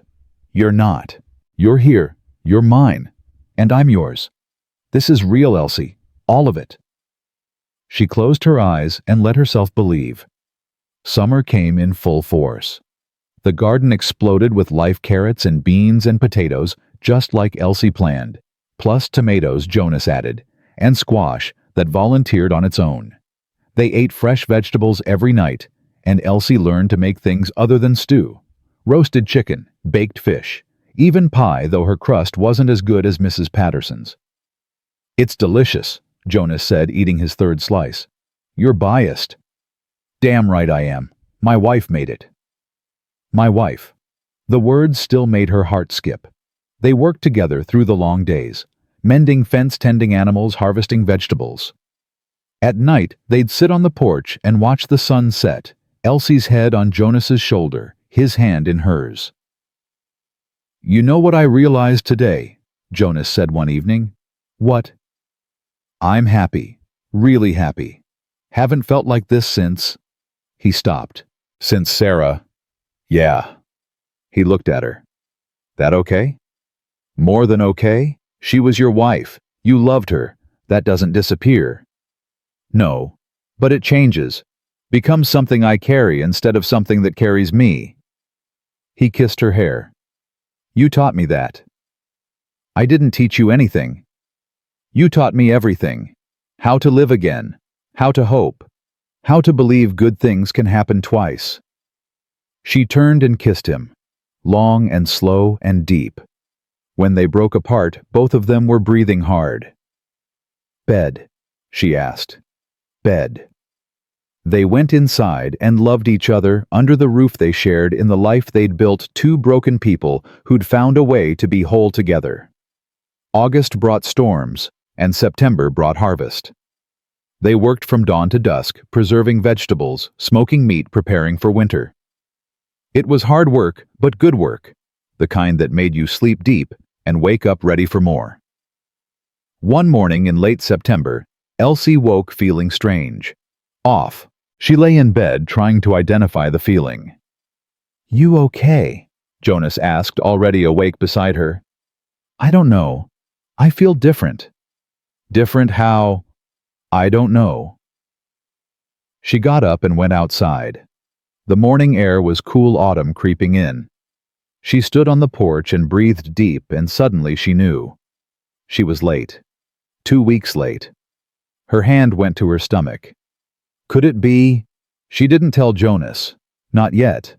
Not until she was sure. But over the next weeks, the signs became clear. Morning sickness. Exhaustion. A tenderness in her breasts. She was pregnant. The realization terrified and thrilled her in equal measure. A baby. Their baby. A life they'd created together. She told him on a Sunday morning in October. They were sitting on the porch watching the leaves turn gold and red. Jonas. Yeah. I need to tell you something. He heard something in her voice and turned to face her fully. What's wrong? Nothing's wrong. At least I don't think it's wrong. She took his hand and placed it on her stomach. I'm pregnant. Jonas went completely still. His eyes searched hers. You're pregnant. About 2 months, I think. You're pregnant? He said it like he was testing the words. Then his face broke into the biggest smile she'd ever seen. You're pregnant. Are you happy? Happy. He pulled her into his arms. Elsie, I don't have words. Yes. I'm happy. Terrified, but happy. Me too. They held each other as the sun climbed higher. A baby. Their baby. Due in the spring, when the garden would bloom again and the world would be new. I'm scared, Elsie admitted. What if something goes wrong? What if... We'll face it together. Whatever happens. He pulled back to look at her. I lost Sarah and James. That nearly killed me. But I'm not that man anymore. And you're not alone. We're in this together. Promise? Promise. Winter came again, but this time it felt different. Hopeful. They prepared the cabin for a baby Jonas building a cradle from oak wood carving animals into the sides. Elsie sewing blankets and tiny clothes, her hands shaking with anticipation. Mrs. Patterson rode up monthly to check on her, bringing herbs and advice and stories about her own pregnancies. Mr. Watts sent books on childbirth and child-rearing. Even Tom from the general store contributed, sending up a rattle he'd carved himself. Whole town's rooting for you, Mrs. Patterson said. Word got around about Curtis and what he did. Nobody's sad to see him gone. Where is he? Moved west. Utah territory, someone said. Good riddance. Elsie felt something release in her chest. Curtis was gone. Really gone. The past was finally past. She grew round with the baby through winter. Jonas was attentive to the point of being annoying, constantly asking if she needed anything, if she was comfortable, if she was eating enough. I'm pregnant, not dying, she told him one morning when he tried to carry her to the breakfast table. I know, I know, she softened. But I'm fine. The baby's fine. We're both fine. Humor me. Always. Spring came with the baby. Elsie went into labor on a warm April morning, right as the garden was starting to bloom. Mrs. Patterson was there, thank God, coaching her through the pain. That's it, honey. Breathe. You're doing great. Jonas paced outside, wild-eyed and useless. Elsie could hear him through the walls. Why is it taking so long? Is she okay? Should I... Mr. Hale? Mrs. Patterson called. Unless you want to come in here and catch this baby, I suggest you sit down and be quiet. He sat down. Stayed quiet. The labor was hard, longer than Elsie expected, more painful than she imagined. But Mrs. Patterson was there guiding her, and the thought of Jonas waiting outside gave her strength. Finally, after hours of pain and pushing and praying, a baby's cry filled the cabin. It's a girl, Mrs. Patterson said, laughing and crying at the same time. A perfect, beautiful girl. She cleaned the baby and wrapped her in a blanket, then placed her in Elsie's arms. Elsie looked down at her daughter, tiny and red and screaming, and felt her heart expand beyond anything she'd thought possible. Jonas, she called, come meet your daughter. The door burst open. Jonas rushed in. his face pale, his eyes wild. Then he saw them. Elsie exhausted but smiling, the baby in her arms, and he stopped. A girl. A girl. He moved closer, sat on the edge of the bed, and looked down at his daughter. Tears streamed down his face. "She's perfect," he whispered. "She is. What should we name her?" Elsie had thought about this for months. "Sarah, if that's okay with you." Sarah rose. Rose for hope. Jonas's face crumpled. He buried his face in Elsie's shoulder and wept. Happy tears and sad tears and healing tears all mixed together. "Thank you," he said. "Thank you." They sat together, Jonas, Elsie, and baby Sarah, a family born from broken pieces, but whole in the ways that mattered. Mrs. Patterson quietly left, giving them privacy. Outside, the garden bloomed, and the sun shone, and the world kept turning. Inside, two people who'd survived things that should have killed them held their daughter and marveled at what they'd created. Not just a baby, but a life, a home, a future. "I can't believe we made her," Elsie said, touching Sarah's tiny hand. "We're good at making things." Jonas kissed them both. Made a garden, made a home, made a family. "Think we'll be good parents?" "I think we'll try our best. That's all anyone can do." Baby Sarah stopped crying and looked up at them with dark eyes, so like her father's. She yawned and snuggled closer to Elsie's chest. "Welcome to the world, little one," Elsie whispered. "You're so loved, so wanted, so precious." Jonas wrapped his arms around them both. "We've got you, always." They sat like that for a long time, the three of them together, as the sun streamed through the window and painted everything gold. 2 years later, Elsie stood on the porch, watching Sarah toddle through the garden. She was walking now, had been for months, though her steps were still unsteady. Like her mother's, Jonas said, stubborn and determined, and refusing to give up. "Mama, look." Sarah held up a carrot she'd pulled from the dirt. "I see it, baby. That's a good carrot." Jonas came around from the barn, wiping his hands on his pants. He scooped Sarah up and she shrieked with laughter. "What have you got there, little bird? Carrot. Did you help Mama in the garden?" "Yes." He kissed her cheek and set her down. She toddled back to the garden, determined to find more vegetables. "She's just like you," Jonas said, wrapping his arms around Elsie from behind. "Stubborn. Perfect." Elsie leaned back against him, watching their daughter play in the dirt. Her leg still ached sometimes. The scar was still there, would always be there. But it didn't define her anymore. It was just part of her story, the hard part that made the good parts sweeter. "I never thought I'd have this," she said quietly. "A family, a home, someone who loves me. You deserve all of it and more. So do you." He turned her around and kissed her, long and sweet and full of promise. When they broke apart, Sarah was watching them, her face scrunched up. "Yucky," she pronounced. They laughed and went to her, both of them kneeling in the dirt, helping her pull carrots and beans and showing her how things grow. And as Elsie worked beside her husband and daughter, her hands in the earth, the sun warm on her back, she realized something. She'd spent 3 years with Curtis believing she was worthless, believing the limp made her less than, believing no one would ever want her. But she'd been wrong. The limp wasn't a weakness. It was proof she'd survived. Every step she took, halting and uneven but forward, was a victory. An act of defiance against everyone who'd said she couldn't.